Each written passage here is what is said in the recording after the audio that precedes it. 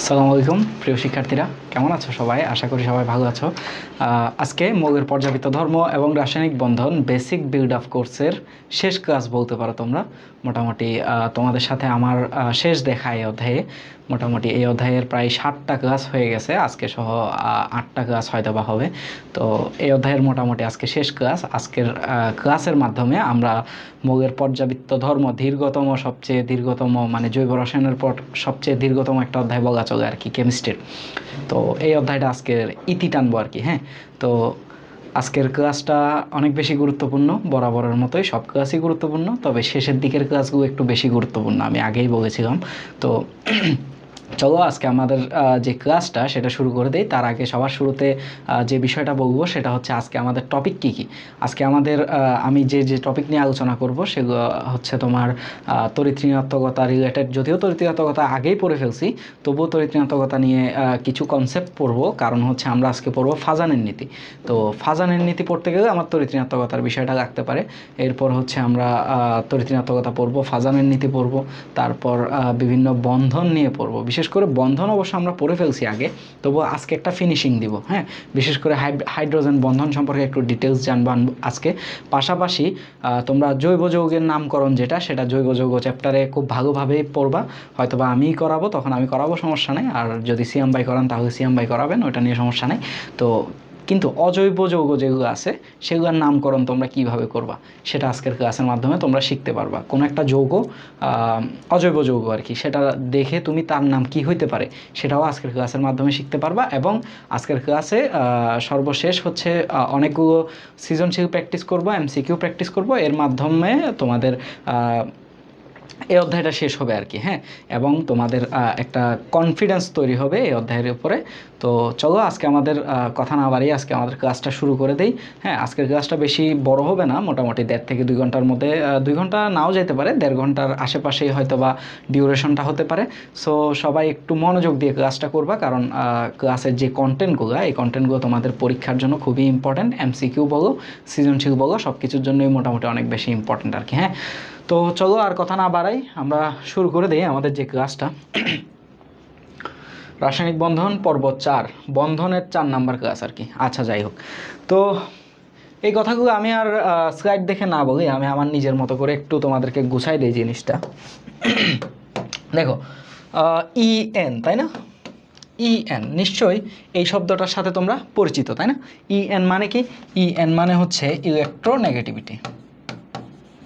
Electronegativity, ঠিক আছে? Electronegativity, ঠিক আছে? বা বাংলা যদি লিখি আমি লিখতে পারি হচ্ছে তড়িৎ ঋণাত্মকতা। তড়িৎ ঋণাত্মকতা।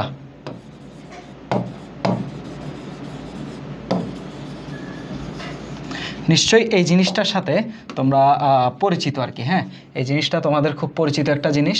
তড়িৎ ঋণাত্মকতা জিনিসটা কি আমি আজকে আরেকটু করে পরিচিত করাই দিব, দেন হচ্ছে আমরা আমাদের যে মূল টপিক সেটা হচ্ছে আমরা শুরু করব আর কি। হ্যাঁ, আচ্ছা, তড়িৎ ঋণাত্মকতা জিনিসটা হচ্ছে কোনো একটা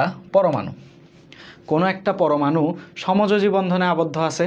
কোনো একটা পরমাণু কি সমযোজী বন্ধনে আবদ্ধ আছে অন্য একটা পরমাণুর সাথে।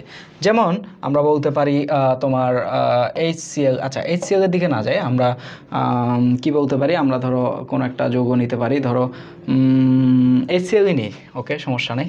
আচ্ছা, হাইড্রোজেন ফ্লোরাইড নেই। হ্যাঁ, এটা একটা উৎকৃষ্ট উদাহরণ হতে পারে। হাইড্রোজেন ফ্লোরাইড নিলাম, ঠিক আছে?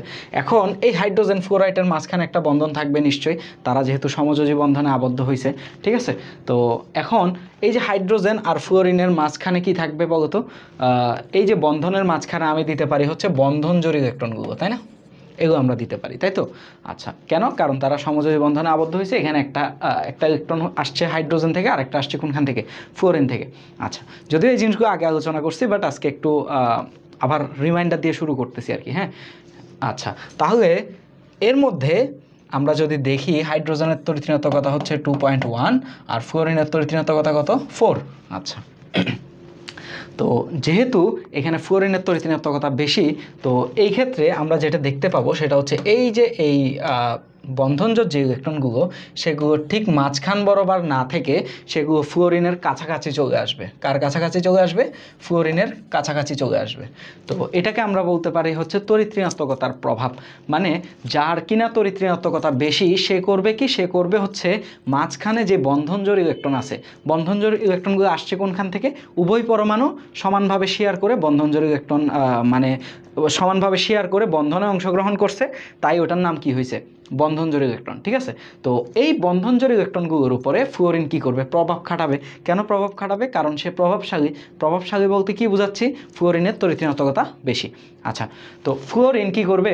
এই যে বন্ধনজোড় ইলেকট্রনগুলোকে তার নিজের দিকে টেনে নেবে।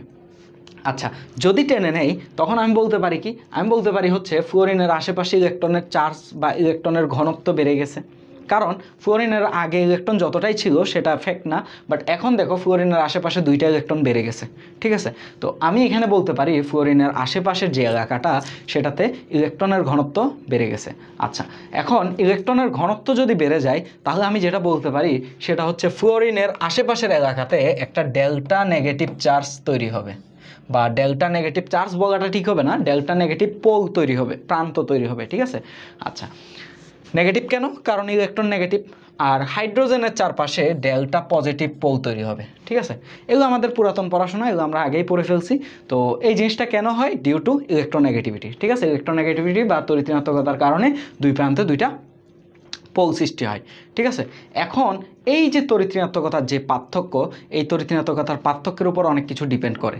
মানে তোমার তড়িৎ ঋণাত্মকতার পার্থক্য যত বড় হবে বা যত ছোট হবে তার সমযোজী বৈশিষ্ট্য তত কমতে পারে বা বাড়তে পারে। এই জিনিসটা আমরা এখন দেখব। মানে যখন, যেমন দেখো এখানে তড়িৎ ঋণাত্মকতার পার্থক্য কত? এখানে তড়িৎ ঋণাত্মকতার পার্থক্য হচ্ছে 1.9, রাইট? আচ্ছা, 1.9 যদি এখানে তড়িৎ ঋণাত্মকতার পার্থক্য হয় তাহলে এই তড়িৎ ঋণাত্মকতার পার্থক্য দেখে আমরা এই যে ইয়েটা আছে কি, মানে যৌগটা আছে, এই যৌগটার উপর একটা মন্তব্য করতে পারবো যে এটা তোমার পিওর সমযোজী না, বা সমযোজী হলেও পোলার সমযোজী কিংবা আয়নিক, এরকম একটা মন্তব্য আমরা করতে পারবো। ঠিক আছে, সো এই জিনিসটা আমরা এখন দেখব। হ্যাঁ, তড়িৎ ঋণাত্মকতার পার্থক্য কিভাবে ভেরি করে বা কোনো একটা যৌগের পরিচয় কিভাবে দেয় সেটা আমরা একটু দেখব। দেখো আমরা কিছু এক্সাম্পল দেখি। আচ্ছা, আমরা একটু স্লাইডটা আগাই। দেখো এনে কি বলছে? বলছে হচ্ছে তড়িৎ ঋণাত্মকতা সমযোজী বন্ধনে শেয়ারকৃত ইলেকট্রন যুগলকে মৌলের পরমাণু নিজের দিকে আকর্ষণ করার যে ক্ষমতা তাকে তড়িৎ ঋণাত্মকতা বলে। এটা অলরেডি আমি বলে ফেলছি। সেটা হচ্ছে কি? সেটা হচ্ছে সমযোজী বন্ধনে শেয়ারকৃত যে ইলেকট্রনগুলো আছে ওই ইলেকট্রনটা উভয় পরমাণুতে আসছে, ঠিক আছে, বাট ওই ইলেকট্রন যুগল বা ইলেকট্রন জোড়াকে যে কোনো একটা পরমাণু কি করবে? নিজের দিকে আকর্ষণ করবে। আকর্ষণ করার যে ক্ষমতা বা যে পাওয়ারটা সেটাকে আমরা বলি হচ্ছে তড়িৎ ঋণাত্মকতা। এটা বিশাল অ্যামাউন্টে পরীক্ষায় আসছে। ঠিক আছে, জাস্ট 22 সাল আর 23 সালের ইয়েটা দেখো, তোমার হিস্ট্রিটা দেখো আর কি। হ্যাঁ, তো আগের 18, 19 কিংবা আরও তোমাদের বাপদাতার আমলে কী পরিমাণ আসছে সেটা আসলে তোমরা আন্দাজ করতে পারতেছো আর কি। হ্যাঁ, তো এই জিনিসটা খুবই ইম্পর্টেন্ট, এই জিনিসটা তোমরা একটু পড়বা আর কি। এখন আসো আমরা সামনে আগাই, সামনে থেকে কিছু এক্সাম্পল দেখি। যেমন আমরা CH4 এবং হচ্ছে পানি, এই এক্সাম্পলগুলো দেখতে পারি। আসো আমরা দেখি। দেখো আমরা ধরো একটা পরমাণু নিলাম, যে তোমার ক্লোরিন Cl2, এই পরমাণুটা নিলাম আর কি। হ্যাঁ, তাহলে Cl2 পরমাণু যদি নেই তাহলে Cl2কে আমি কিভাবে লিখতে পারি? Chlorine chlorine. ওকে, আচ্ছা এইভাবে লিখতে পারি। এখন এই ক্লোরিনের একটা নির্দিষ্ট তড়িৎ ঋণাত্মকতা আছে, তাই না? ক্লোরিনের তড়িৎ ঋণাত্মকতা কত? ক্লোরিনের তড়িৎ ঋণাত্মকতা হচ্ছে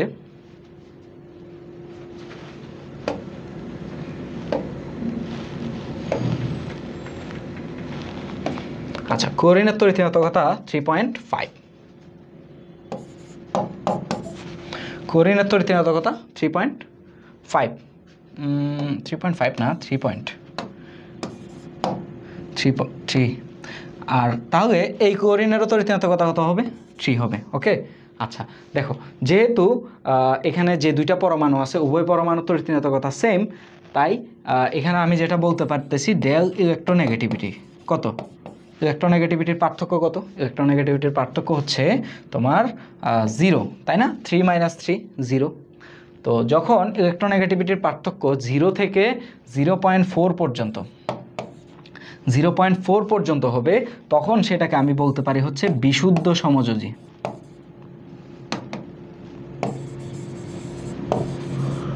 বিশুদ্ধ সমযোজী, বিশুদ্ধ সমযোজী, হ্যাঁ, সেটাকে আমি বলতে পারি কি বিশুদ্ধ সমযোজী, বিশুদ্ধ সমযোজী।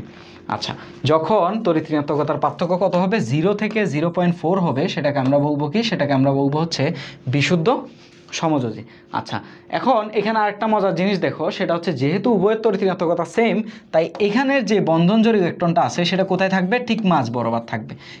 কোনো পরমাণু এটাকে টেনে নিজের দিকে নিতে পারবে না, যার কারণে সমযোজী যে বৈশিষ্ট্যটা, যে বন্ধনকৃত যে ইলেকট্রন বা বন্ধনজোড় ইলেকট্রন, ওই ইলেকট্রনগুলো উভয় পরমাণু সমানভাবে ভোগ করবে, এটাই তো সমযোজী বৈশিষ্ট্য, মানে সমযোজী বন্ধনের বৈশিষ্ট্য, তাই না? তো ওইটা কি এখানে একদম অ্যাকুরেটভাবে কি হবে, পালন হবে।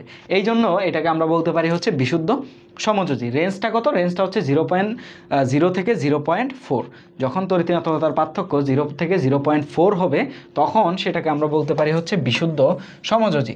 এরপর আমাদের যে তড়িৎ ঋণাত্মকতার পার্থক্য, এটা যখন তোমার তড়িৎ ঋণাত্মকতার পার্থক্য যখন ডেল ইলেকট্রোনেগেটিভিটি, তড়িৎ ঋণাত্মকতার পার্থক্য যখন কিনা তোমার 0.5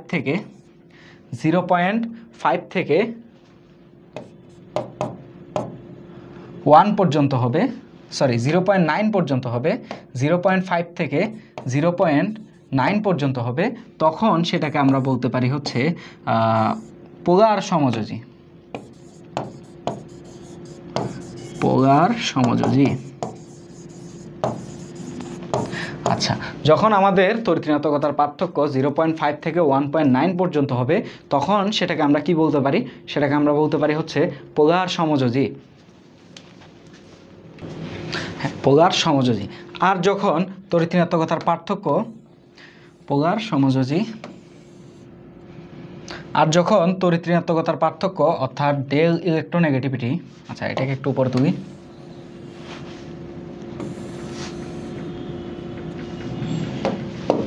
তড়িৎ ঋণাত্মকতার পার্থক্য অর্থাৎ ডেল ইলেকট্রোনেগেটিভিটি যখন 1.7 থেকে, আচ্ছা এখানে একটু কারেকশন করি, সেটা হচ্ছে 0.5 থেকে শুরু করে 1.7 পর্যন্ত, হ্যাঁ 1.7 পর্যন্ত। আচ্ছা, 1.7 পর্যন্ত লেখাটা আসলে এভাবে উচিত না, এটাকে আমরা এভাবে লিখতে পারি, এটাও কেটে দেই, এটাও কেটে দেই, এটাকে আমরা এভাবে না লিখে আমরা এটাকে এভাবে লিখি 0 থেকে, আচ্ছা 0 থেকে না, আমরা যেটা লিখতে পারি সেটা হলো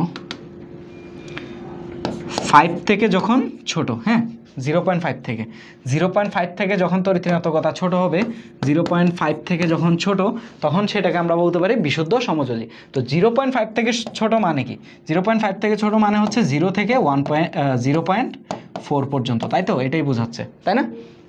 আচ্ছা, এরপর তড়িৎ ঋণাত্মকতার পার্থক্য যখন 0.5 থেকে শুরু করে 1.7 পর্যন্ত হবে, 1.7 পর্যন্ত হবে, তখন সেটাকে আমরা বলতে পারি হচ্ছে পোলার সমযোজী, হ্যাঁ পোলার সমযোজী।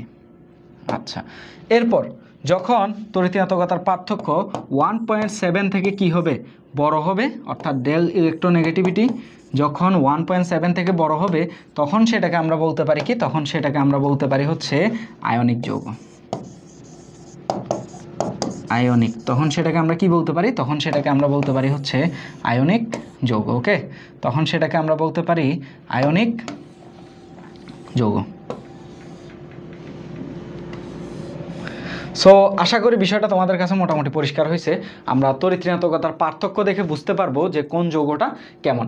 এখানে পোলার সমযোজী যেটা, এই পোলার সমযোজী মানে আসলে কি বোঝানো হয়েছে, পোলার সমযোজী মানে আসলে কি বোঝানো হয়েছে, বোঝানো হয়েছে এটা এরকম, যেমন ধরো আমরা পানির ক্ষেত্রে দেখতে পাই, হ্যাঁ পানির ক্ষেত্রে যদি আমরা এক্সাম্পলটা টানি, পানির এক্সাম্পলটা একটু দেখি,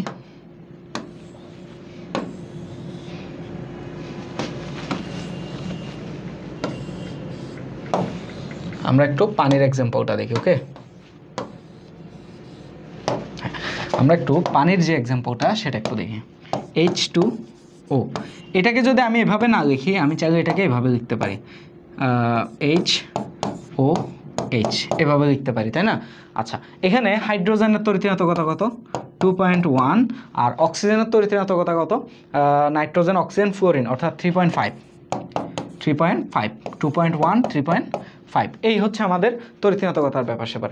এখন এখানে ডেল ইলেকট্রোনেগেটিভিটির মান কত? এখানে ডেল ইলেকট্রোনেগেটিভিটির মান কত?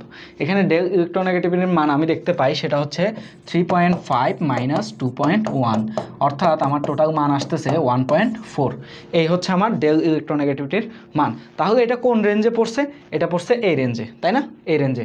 তাহলে যেহেতু এই রেঞ্জে পড়ছে, তাই এটাকে এই যে পানি যে যৌগটা এটাকে আমি কি বলতে পারি? এটাকে আমি বলতে পারি হচ্ছে পোলার সমযোজী। পোলার সমযোজী, এটাকে আমরা বলতে পারি কি? পোলার সমযোজী। ওকে, আশা করি তোমাদের কাছে বিষয়টা মোটামুটি ক্লিয়ার হয়েছে।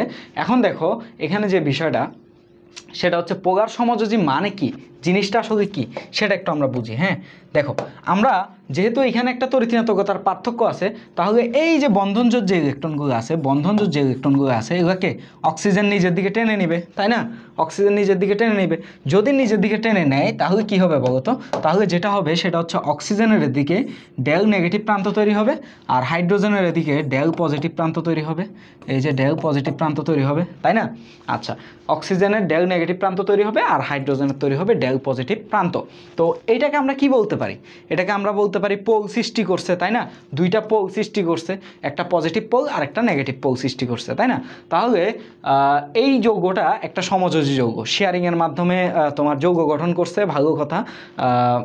কিন্তু শেয়ারিংয়ের মাধ্যমে যৌগ গঠন করা সত্ত্বেও কি করতেছে? ইলেকট্রনগুলোকে নিজের দিকে টেনে নিয়ে পোল সৃষ্টি করতেছে। তাই এটাকে আমরা বলতে পারি কি বলতো? পোলার সমযোজী। মানে পোলার সমযোজীটা এমন একটা সমযোজী, সেটা সমযোজী ঠিক আছে, মানে সমযোজী বৈশিষ্ট্য প্রদর্শন করে ঠিক আছে, তবে সমযোজী বৈশিষ্ট্য থেকে কিছুটা আয়নিক বৈশিষ্ট্য প্রকাশ করে, বুঝছো? মানে কিছুটা আয়নিক টাইপের বৈশিষ্ট্য প্রকাশ করে। নর্মালি আয়নিক যৌগ কেমন হয়? যেমন ধরো NaCl। নর্মালি আমাদের আয়নিক যৌগটা আসলে কেমন হয় সেটা দেখো। যেমন ধরো NaCl, এটাকে যদি আমি ভাঙাই কি পাবো? Na প্লাস আর হচ্ছে Cl মাইনাস, তাই না? এই জিনিসটা পাবো। অর্থাৎ সোডিয়াম প্লাস আয়ন এবং ক্লোরিন মাইনাস আয়ন মিলে যুক্ত হয়ে কি সোডিয়াম ক্লোরাইড তৈরি করছে, ঠিক আছে? তো এইখানে যেটা করতেছে সেটা হচ্ছে, দেখো ওর কিন্তু দুইটা প্রান্ত আছে, অর্থাৎ একটা হচ্ছে অ্যানায়ন আর একটা হচ্ছে ক্যাটায়ন। বাট এর দেখো, যেমন এখানে যদি আমি ক্লোরিনের দিকে তাকাই, ক্লোরিনের কোনো পজিটিভ চার্জ নাই, নেগেটিভ চার্জও নাই, এখানে কোনো পজিটিভও নাই, এখানে কোনো নেগেটিভও নাই, ঠিক আছে? বাট আমার যে আয়নিক যৌগতে কি থাকে? পজিটিভ চার্জ থাকে, নেগেটিভ চার্জ থাকে। তো এখানে দেখো, এখানেও ডিরেক্ট কোনো পজিটিভ চার্জ নাই, নেগেটিভ চার্জ নাই, বাট পজিটিভ প্রান্ত আছে, নেগেটিভ প্রান্ত আছে। এই প্রান্ত সৃষ্টি হওয়ার মাধ্যমে এই জিনিসটা সমযোজী হওয়া সত্ত্বেও কিছুটা কি আয়নিক টাইপের হয়ে গেছে, ঠিক আছে? ওই কারণে এটাকে আমরা বলতে পারি সমযোজী, ঠিক আছে? সমযোজী বলতে আমাদের কোনো বাধা নাই, সমযোজী নিশ্চয়ই বলতে পারবো, কিন্তু এটা পিওর সমযোজী না। এটা কি? এটা হচ্ছে পোলার সমযোজী। এই কথাটা একটু মনে রাখবা। তাহলে আমাদের রেঞ্জ যদি 0.5 থেকে ছোট হয় সেটাকে আমরা বিশুদ্ধ সমযোজী বলতে পারবো। তার মধ্যে পোল সৃষ্টি হবে না, তেমন একটা পোল সৃষ্টি হবে না। আর যদি তড়িৎ-ঋণাত্মকতার পার্থক্য 0.5 থেকে 1.7 মধ্যে থাকে তাহলে সেটাকে আমরা বলবো হচ্ছে পোলার সমযোজী। আর যদি তড়িৎ-ঋণাত্মকতার পার্থক্য 1.7 থেকে বড় হয় তখন সেটাকে আমরা কি বলবো? তখন সেটাকে আমরা বলবো হচ্ছে আয়নিক যৌগ, ঠিক আছে? পুরোপুরি আয়নিক না, তবে সেটা সমযোজী যৌগ, তবে তার বৈশিষ্ট্য অনেকটা আয়নিক যৌগের মতো, ঠিক আছে? যখন কোনো একটা যৌগ, যেমন এই যে এই যৌগটা দেখো, এই যৌগটা, এটার মধ্যে তড়িৎ-ঋণাত্মকতার পার্থক্য কত? পার্থক্য হচ্ছে 1.9। তাই এই যৌগটাকে আমি পুরোপুরি পিওর সমযোজী বলতে পারবো না।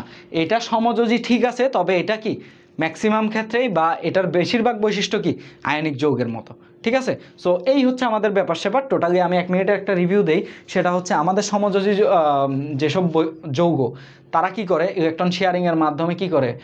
তোমার বন্ধন তৈরি করে, তাই না? তো ওই যেসব ইলেকট্রন হচ্ছে শেয়ারিংয়ের মাধ্যমে বন্ধন তৈরি করছে তাদেরকে আমরা বলি কি? বন্ধনজোড় ইলেকট্রন। ওকে, এখন তড়িৎ-ঋণাত্মকতার প্রভাবে কোনো একটা মৌল কী করে? ওই বন্ধনজোড় ইলেকট্রনকে নিজের দিকে টেনে নেয়, টেনে পোল সৃষ্টি করে, ঠিক আছে? তো এই যে কতটুকু টানতেছে বা তড়িৎ-ঋণাত্মকতার পার্থক্য কতটুকু হইতেছে তার উপর ভিত্তি করে আমরা সমযোজী যৌগকে বিভিন্ন শ্রেণী বিভাগ করতে পারি। হ্যাঁ, সমযোজী যৌগের ক্যাটাগরিতে ভাগ করতে পারি। যেমন একটা হচ্ছে পিওর সমযোজী। পিওর সমযোজীতে কী হয়? তড়িৎ-ঋণাত্মকতার পার্থক্য 5-এর চেয়ে কম, অর্থাৎ এটা দ্বারা এই বোঝাচ্ছে যে উভয় পরমাণুর তড়িৎ ঋণাত্মকতা প্রায় কাছাকাছি, ঠিক আছে, যার কারণে কেউ মাঝখানের যে ইলেকট্রন সেগুলো নিয়ে টানাটানি করবে না। ওকে, তো এটাকে আমরা বলি হচ্ছে পিওর সমযোজী বা বিশুদ্ধ সমযোজী। এরপর তড়িৎ ঋণাত্মকতার পার্থক্য যখন 0.5 থেকে শুরু করে 1.7-এর মধ্যে থাকবে তখন তাকে আমরা বলবো হচ্ছে পোলার সমযোজী। তো এই তড়িৎ ঋণাত্মকতার পার্থক্য বিশিষ্ট যেসব যৌগ, সেসব যৌগ হচ্ছে সমযোজী যৌগ, ঠিক আছে, বাট তাদের মধ্যে তোমার আয়নিক কিছু কিছু বৈশিষ্ট্য কী পাবে, প্রকাশ পাবে, ঠিক আছে। তো তারা সমযোজী ঠিক আছে, কিন্তু তাদের সমযোজী নামের আগে একটা ক্যাটাগরি লাগাইতে হবে, সেটা হচ্ছে পোলার সমযোজী। এরপর আমরা যদি কোনো তড়িৎ ঋণাত্মকতার পার্থক্য, কোনো যৌগের তড়িৎ ঋণাত্মকতার পার্থক্য যদি 1.7 থেকে বড় হয়, সেক্ষেত্রে কী হবে, সেক্ষেত্রে ওইটা অনেকটা আয়নিক যৌগের মতো হয়ে যাবে, ঠিক আছে, ওইটা সমযোজী, কিন্তু তার বেশিরভাগ বৈশিষ্ট্য হবে কার মতো, আয়নিক যৌগের মতো। সো আই থিঙ্ক আমার স্টুডেন্টরা এই জিনিসগুলো খুব ভালোভাবেই পারবে, ঠিক আছে, এই জিনিসগুলো খুব ভালোভাবেই পারবা। এখন আসো আমরা স্লাইডে যাই। আমাদের স্লাইডে কী কী আছে সেগুলো সব পড়াই ফেলছি, বাট এখন একটু দেখাই দিব আর কি। হ্যাঁ, দেখো এখানে কী কী বলতেছে। সমযোজী যৌগের তড়িৎ ঋণাত্মকতার ফল, এই যে প্রথম মৌল, দ্বিতীয় মৌল, সমযোজী বন্ধন, এই জিনিসগুলো আমি সব দেখাই ফেলছি। হ্যাঁ, এই যে লাইনটা দেখো, তড়িৎ ঋণাত্মকতার পার্থক্য যখন 0, যেমন এক্সাম্পল দিয়ে দিছে, একটা হচ্ছে হাইড্রোজেন হাইড্রোজেন আর একটা হচ্ছে ক্লোরিন ক্লোরিন, ঠিক আছে। তড়িৎ ঋণাত্মকতার যখন পার্থক্য 0 বা 0 থেকে, এই যে এদিকে লেখা আছে বিশুদ্ধ সমযোজী, মানে 0 থেকে 0.4 পর্যন্ত, এটাকে আমরা বলতে পারি কি বিশুদ্ধ সমযোজী যৌগ। এটা এমন একটা সমযোজী যৌগ যার কোনো কি সৃষ্টি হবে না, পোলারিটি সৃষ্টি হবে না, নো পোলারিটি। আচ্ছা, যখন তোমার আচ্ছা, এখানে একটা জিনিস, সেটা হচ্ছে যখন তড়িৎ ঋণাত্মকতার পার্থক্য 0, সেটা হচ্ছে বিশুদ্ধ সমযোজী। এরপর 0 থেকে তোমার বড় এবং 0.5 থেকে যখন ছোট, 0.5 থেকে যখন ছোট হবে, তখন সেটাকে আমরা বলতে পারি হচ্ছে অপোলার সমযোজী, ঠিক আছে, অপোলার সমযোজী, ঠিক আছে। এটাকে আমরা কি বলতে পারি, অপোলার সমযোজী, যেখানে কোনো ধরনের পোল সৃষ্টি হবে না, তবে পোল সৃষ্টির একটা কি থাকবে, তোমার একটা ধরাছোঁয়া বা এই টাইপের থাকবে, মানে পোল সৃষ্টি না হলেও মানে অনেকটা কি পোল সৃষ্টির মতো একটা বৈশিষ্ট্য প্রদর্শন করবে, ঠিক আছে, এটা হচ্ছে অপোলার সমযোজী। এরপর 0.5 থেকে শুরু করে এই যে 1.7 পর্যন্ত যে রেঞ্জটা, এটাকে আমরা বলতে পারি কি পোলার সমযোজী যৌগ, যেটা আমরা পড়ছিলাম। এরপর যখন 1.7 থেকে যখন বড়, এটা পয়েন্ট হবে, তখন সেটাকে আমরা বলতে পারি কি, তখন সেটাকে আমরা বলতে পারি হচ্ছে আয়নিক যৌগ। হ্যাঁ, আয়নিক যৌগ, আয়নিক যৌগ বলতে পারি, যেটা ক্যাটায়ন আর অ্যানায়নে সরাসরি ভাগ না হলেও প্রায় ভাগ হয়ে যাওয়ার প্রান্তে থাকবে আর কি, এরকম কিছু একটা বিষয়। তো যেমন দেখো সোডিয়াম আর ক্লোরাইড, সোডিয়াম আর ক্লোরাইডের যে তড়িৎ ঋণাত্মকতা, সেটা কত হবে, 1.7 থেকে বড় হবে, তাই সোডিয়াম ক্লোরাইডকে আমরা কি যৌগ বলে থাকি, আয়নিক যৌগ বলে থাকি। সো আশা করি তোমাদের কাছে এই তড়িৎ ঋণাত্মকতার যে ব্যাপারটা, এটা মোটামুটি ক্লিয়ার হয়ে গেছে। এটা দিয়ে আমাদের অনেক ধরনের প্রশ্ন আছে, সেগুলো আমরা সলভ করতে পারবো, ঠিক আছে। আচ্ছা দেখো, এখন এখান থেকে এক্সাম্পল দিয়ে দিছে, যেমন দেখো মিথেন, মিথেনের ক্ষেত্রে আমরা জানি কার্বনের তড়িৎ ঋণাত্মকতা 2.5 এবং হাইড্রোজেনের কত, হাইড্রোজেন হচ্ছে 2.1। আচ্ছা, তো এটাকে বলা হচ্ছে কি অপোলার সমযোজী, কেন, কারণ এর তড়িৎ ঋণাত্মকতার পার্থক্য 0.4, তাই না, তাই এটা কি অপোলার সমযোজী, অর্থাৎ আচ্ছা। সো এই জিনিসটা আমরা বুঝলাম মোটামুটি। এখন আসো আমরা বন্ধনটা পড়বো। হ্যাঁ, আমরা আয়নিক বন্ধন এবং হচ্ছে সমযোজী বন্ধন এই জিনিসগুলো পড়ছি। এখন আরেকটু মানে এই বন্ধনগুলোর কিছু স্পেসিফিক বৈশিষ্ট্য থাকে, এই বৈশিষ্ট্যগুলো আমরা দেখবো আর কি। হ্যাঁ, দেখো আমাদের প্রথমত যে কথাটা, সেটা হচ্ছে ধাতু যোগ অধাতু, এটা আমরা জানি, ঠিক আছে। আয়নিক বন্ধন কি ধাতুর সাথে অধাতু যুক্ত হয়, আর অধাতুর সাথে যখন অধাতু যুক্ত হয়, সেটাকে আমরা বলতে পারি কি সমযোজী বন্ধন। আচ্ছা, ধাতু সমূহের এখন দেখো মানে আয়নিক যৌগের কি কি বৈশিষ্ট্য থাকবে, একটা জিনিস তুমি ভালো করে বুঝো, সেটা হচ্ছে আয়নিক যৌগ, যেমন ধরো সোডিয়াম ক্লোরাইড, এটা একটা আয়নিক যৌগ, তাই না। আচ্ছা, এখন সোডিয়াম ক্লোরাইডের ক্ষেত্রে কি কি আয়ন থাকে, একটা হচ্ছে সোডিয়াম প্লাস আর একটা হচ্ছে তোমার ক্লোরিন মাইনাস। ওকে, একটা অ্যানায়ন আর একটা ক্যাটায়ন। এখন সে অ্যানায়ন হয়েছে কিভাবে, সে অ্যানায়ন হয়েছে এভাবে। আচ্ছা, আমি একটা নোট ওপেন করি। যেমন ধরো সোডিয়াম ক্লোরাইড, এখানের মধ্যে সোডিয়াম সে কি করছে বলতো, সে সোডিয়াম প্লাস হয়েছে কিভাবে, একটা ইলেকট্রন ত্যাগ করে, তাই না, একটা ইলেকট্রন ত্যাগ করে সোডিয়াম প্লাস হয়েছে। এরপর আমাদের যে ক্লোরিন, সে কি করছে, সে একটা ইলেকট্রন গ্রহণ করছে, ওই যে ইলেকট্রনটা সে ত্যাগ করছে সেটাই ক্লোরিন গ্রহণ করে ক্লোরিন মাইনাস হয়েছে, ঠিক আছে। ওই যে ইলেকট্রন গ্রহণ আর ত্যাগের মাধ্যমে কি করছে, ওরা বন্ধন মানে বন্ধন গঠন করছে যেটাকে বলতে পারি আর কি। এই যে এই ইলেকট্রনটা কে গ্রহণ করছে, আমাদের ক্লোরিনটা গ্রহণ করছে, করে এরা কি তোমার আয়নিক বন্ধন গঠন করছে। ওকে, এখন দেখো যেটা বিষয়, আমরা আয়নীকরণ শক্তি মানে কি জানি। আয়নীকরণ শক্তি মানে হচ্ছে কোনো একটা পরমাণু সে তোমার একটা ইলেকট্রন ত্যাগ করবে, ত্যাগ করে মানে একটা ইলেকট্রন ত্যাগ করতে তার যে পরিমাণ শক্তির প্রয়োজন হবে সেটাকে আমরা বলতে পারি কি আয়নিক বন্ধন। আরও ভালোভাবে বলতে গেলে কোনো একটা পরমাণু যখন একটা ইলেকট্রন ত্যাগ করে কিসে পরিণত হবে, পজিটিভ চার্জ বা ক্যাটায়নে পরিণত হবে, এই ক্যাটায়নে পরিণত হইতে তার যে পরিমাণ শক্তি লাগবে তাকে আমরা বলতে পারি কি তোমার কি যেন বলতে পারি, তাকে আমরা বলতে পারি হচ্ছে আয়নীকরণ শক্তি, তাই তো। এখন আসো এই যে আয়নীকরণ শক্তি, যেটা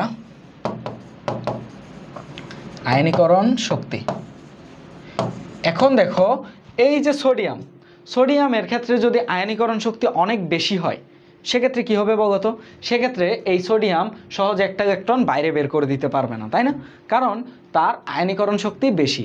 কারণ আমরা জানি আয়নীকরণ শক্তি মানে কি, আয়নীকরণ শক্তি মানে হচ্ছে কোনো একটা পরমাণু ইলেকট্রন বাইরে বের করতে যে পরিমাণ শক্তি লাগে সেটা আয়নীকরণ শক্তি। এখন তার যেহেতু আয়নীকরণ শক্তি বেশি, সে সহজে একটা ইলেকট্রন বাইরে বের করতে পারবে না। এখন সে যদি একটা ইলেকট্রন বাইরে বের করতে না পারে তাহলে কি ক্লোরিন ওই ইলেকট্রনটা নিতে পারবে না। তাহলে আয়নীকরণ শক্তি যদি বেশি হয়, আয়নীকরণ শক্তি যদি বেশি হয়, আমার তোমার আয়নিক বন্ধন যেটা, ওই বন্ধন গঠন করা কি হয়ে যাবে, কঠিন হয়ে যাবে। তাহলে আমাদের আয়নিক বন্ধনের ক্ষেত্রে আয়নীকরণ শক্তি কি হইতে হবে, কম হইতে হবে।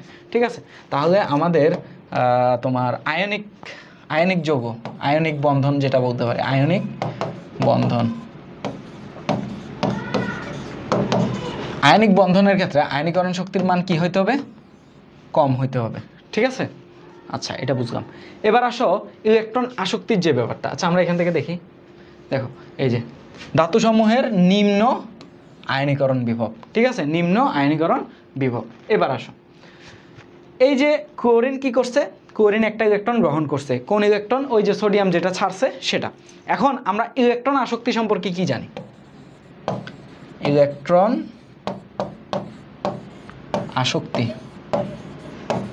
ইলেকট্রন আসক্তি মানে কি জানি, ইলেকট্রন আসক্তি মানে জানি হচ্ছে কোনো একটা পরমাণু বাইরে থেকে একটা ইলেকট্রন গ্রহণ করবে, গ্রহণ করার সময় সে মানে নর্মালি ইলেকট্রন যখন উপরের কক্ষপথ থেকে নিচের কক্ষপথে আসে তখন সে কী করে, শক্তি বিকিরণ করে, এটা আমরা জানি। ওই যে তোমাদেরকে যখন তোর ইলেকট্রন আসক্তি যখন পড়াইছি তখন এগুলো নিয়ে ডিটেলস আলোচনা করছি। তো ইলেকট্রন আসক্তি মানে কি, ইলেকট্রন আসক্তি মানে হচ্ছে কোনো একটা পরমাণু যখন ইলেকট্রন কি করবে, গ্রহণ করবে, কোনো একটা পরমাণু যখন ইলেকট্রন গ্রহণ করবে ওই ইলেকট্রনটা কি করবে, শক্তি রিলিজ করবে, শক্তি বের করে দিবে। এখন যে পরিমাণ শক্তি বের করবে সেটাকে আমরা বলতে পারি হচ্ছে ইলেকট্রন আসক্তি। ঠিক আছে, তাহলে কোনো একটা পরমাণু যখন ইলেকট্রন গ্রহণ করবে ওই ইলেকট্রনটা কি করবে, শক্তি বের করে দিবে। এখন যে পরিমাণ শক্তি বের করবে সেটাকে আমরা বলতে পারি কি, সেটাকে আমরা বলতে পারি হচ্ছে ইলেকট্রন আসক্তি। ওকে, এখন দেখো তোমার এই যে ক্লোরিন একটা পরমাণু, এই ক্লোরিন পরমাণুটা তোমার ইলেকট্রন গ্রহণ করতেছে। এখন কোন একটা ইলেকট্রন যত বেশি শক্তি বের করে দিতে পারবে সে তত বেশি খুশি। এখন ক্লোরিন যেহেতু ইলেকট্রনটা গ্রহণ করতেছে, এখন এই ইলেকট্রন যদি তোমার বেশি শক্তি বের করে দিতে পারে তাহলে এর জন্য সুবিধা, সহজে কি করতে পারবে, তোমার ক্লোরিন আয়ন গঠন করতে পারবে বা অ্যানায়ন গঠন করতে পারবে। সো এক্ষেত্রে ইলেকট্রন আসক্তির মান যদি যত বেশি হবে, ইলেকট্রন আসক্তির মান যত বেশি হবে সেটাকে আমরা বলতে পারি কি, সেটাকে আমরা বলতে পারি হচ্ছে আয়নিক বন্ধন গঠন করা তত শক্তিশালী হবে, তাই তো। ইলেকট্রন আসক্তির মান যত বেশি হবে, এই যে ইলেকট্রন আসক্তির মান যত উচ্চ হবে সেটাকে আমরা বলতে পারি হচ্ছে আয়নিক যৌগ গঠন করা তার জন্য তত সহজ হবে। ঠিক আছে, তত সহজ হবে। আচ্ছা, তো এই হচ্ছে আমাদের ব্যাপার স্যাপার। আশা করি আয়নীকরণ শক্তি আর ইলেকট্রন আসক্তির ব্যাপারটা বুঝছো। আর তড়িৎ-ঋণাত্মকতার যে ব্যাপারটা এটা একদম সিম্পল, এটা আমরা অলরেডি বুঝে ফেলছি। তড়িৎ-ঋণাত্মকতার যে ব্যাপারটা এটা অলরেডি আমরা বুঝে ফেলছি। সেটা কি, সেটা হচ্ছে আয়নিক যৌগের ক্ষেত্রে তড়িৎ-ঋণাত্মকতার যে পার্থক্যটা এটা বেশি থাকে, তাই না, 1.7 থেকে বড় থাকে, তাই তো, 1.7 থেকে বড় থাকে। তো তড়িৎ-ঋণাত্মকতার যে পার্থক্যের ব্যাপারটা এটা আমরা এমনিতেই বুঝে গেছি। আসো এখানে বলা আছে কি, আচ্ছা তাহলে ধাতুসমূহের নিম্ন আয়নীকরণ বিভব থাকবে, এরপর তোমার উচ্চ ইলেকট্রন আসক্তি থাকবে কার, অধাতব মৌলটার আর কি। হ্যাঁ, অধাতু কোনটা, এখানে ক্লোরিনটার কি থাকবে, উচ্চ ইলেকট্রন আসক্তি থাকবে। তো উচ্চ ইলেকট্রন আসক্তি যদি থাকে তাহলে সহজে সেই ইলেকট্রনটা গ্রহণ করতে পারবে, গ্রহণ করে কি করতে পারবে, নেগেটিভ চার্জে চার্জিত হইতে পারবে।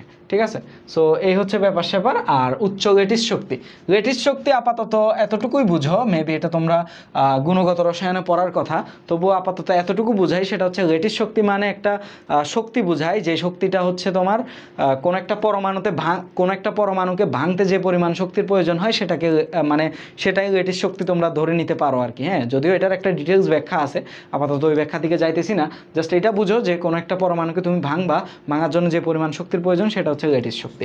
এখন তোমার আমরা নর্মালি জানি আয়নিক যৌগগুলো কী হয়, খুবই শক্তিশালী হয়, খুবই মজবুত হয়। তো এখানে তোমার আয়নিক বন্ধনের ক্ষেত্রে সেক্ষেত্রে কী হবে, যেহেতু আয়নিক যৌগগুলো অনেক শক্তিশালী হয়, তাই আয়নিক বন্ধনের যে লেটিস শক্তিটা এটা কী হবে, এটা অনেক বেশি হবে। ঠিক আছে, তাই একে কি ভাঙাটা অনেক কঠিন হয়ে যাবে। ওকে, তো এই হচ্ছে আমাদের ব্যাপার স্যাপার। এখন আসো সমযোজী বন্ধনের যে বিষয়টা, সমযোজী বন্ধন তাহলে উল্টা হবে। দেখো ইলেকট্রন আসক্তি সমান বা প্রায় সমান হতে হবে। ইলেকট্রন আসক্তি যেটা সেটা সমান বা প্রায় সমান হতে হবে। যেমন দেখো আমরা যদি তোমার কি নিতে পারি, আমরা ধরো নিলাম CH4, আচ্ছা CH4 না, আমরা ক্লোরিন দিয়েই দেখাই। ধরো ক্লোরিন এই যৌগটা, হ্যাঁ এই যৌগটার, এখন দেখো এই যৌগটার ইলেকট্রন আসক্তি যদি বেশি হয় কার তুলনায়, এর তুলনায়, তাহলে সে কি করবে, সে বাইরে থেকে একটা ইলেকট্রন নিয়ে নেগেটিভ হয়ে যাবে, তাহলে ওর মধ্যে কি ও চার্জিত হয়ে যাচ্ছে, তখন সে কি হয়ে যাবে, ক্লোরিন মাইনাস হয়ে যাবে, তাই না? আচ্ছা, এটা দিয়ে না দেখায়া আমরা CH4 বা CH মানে কার্বন হাইড্রোজেনের যে বন্ধন সেটা দিয়েই দেখাই। তো দেখো এখানে ধরো এর হচ্ছে ইলেকট্রন আসক্তি বেশি। তো ইলেকট্রন আসক্তি যদি বেশি হয় তাহলে সে কি করবে, সে বাইরে থেকে একটা ইলেকট্রন খুব সহজে নিতে পারবে, কারণ ইলেকট্রন আসক্তি যত বেশি হবে ইলেকট্রন নেওয়া তত সহজ, তাহলে সে ইজিলি কি হাইড্রোজেন মাইনাস আয়নে পরিণত হয়ে যেতে পারবে। এখন আমাদের সমযোজী যৌগসমূহ তো এরকম প্লাস মাইনাস আয়নে পরিণত হয় না। তো তোমার সমযোজী বন্ধনের ক্ষেত্রে কি হবে, উভয়ের ইলেকট্রন আসক্তি কি হইতে হবে, সমান হইতে হবে। কোনো একটা যদি বেশি হয় সে কি করবে, সহজে বাইরে থেকে একটা ইলেকট্রন নিয়ে কি করতে পারবে, তোমার চলে যাইতে পারবে। সো এই হচ্ছে ব্যাপার স্যাপার। এখন তড়িৎ-ঋণাত্মকতার মান প্রায় সমান হইতে হবে, এটা আমরা দেখছি।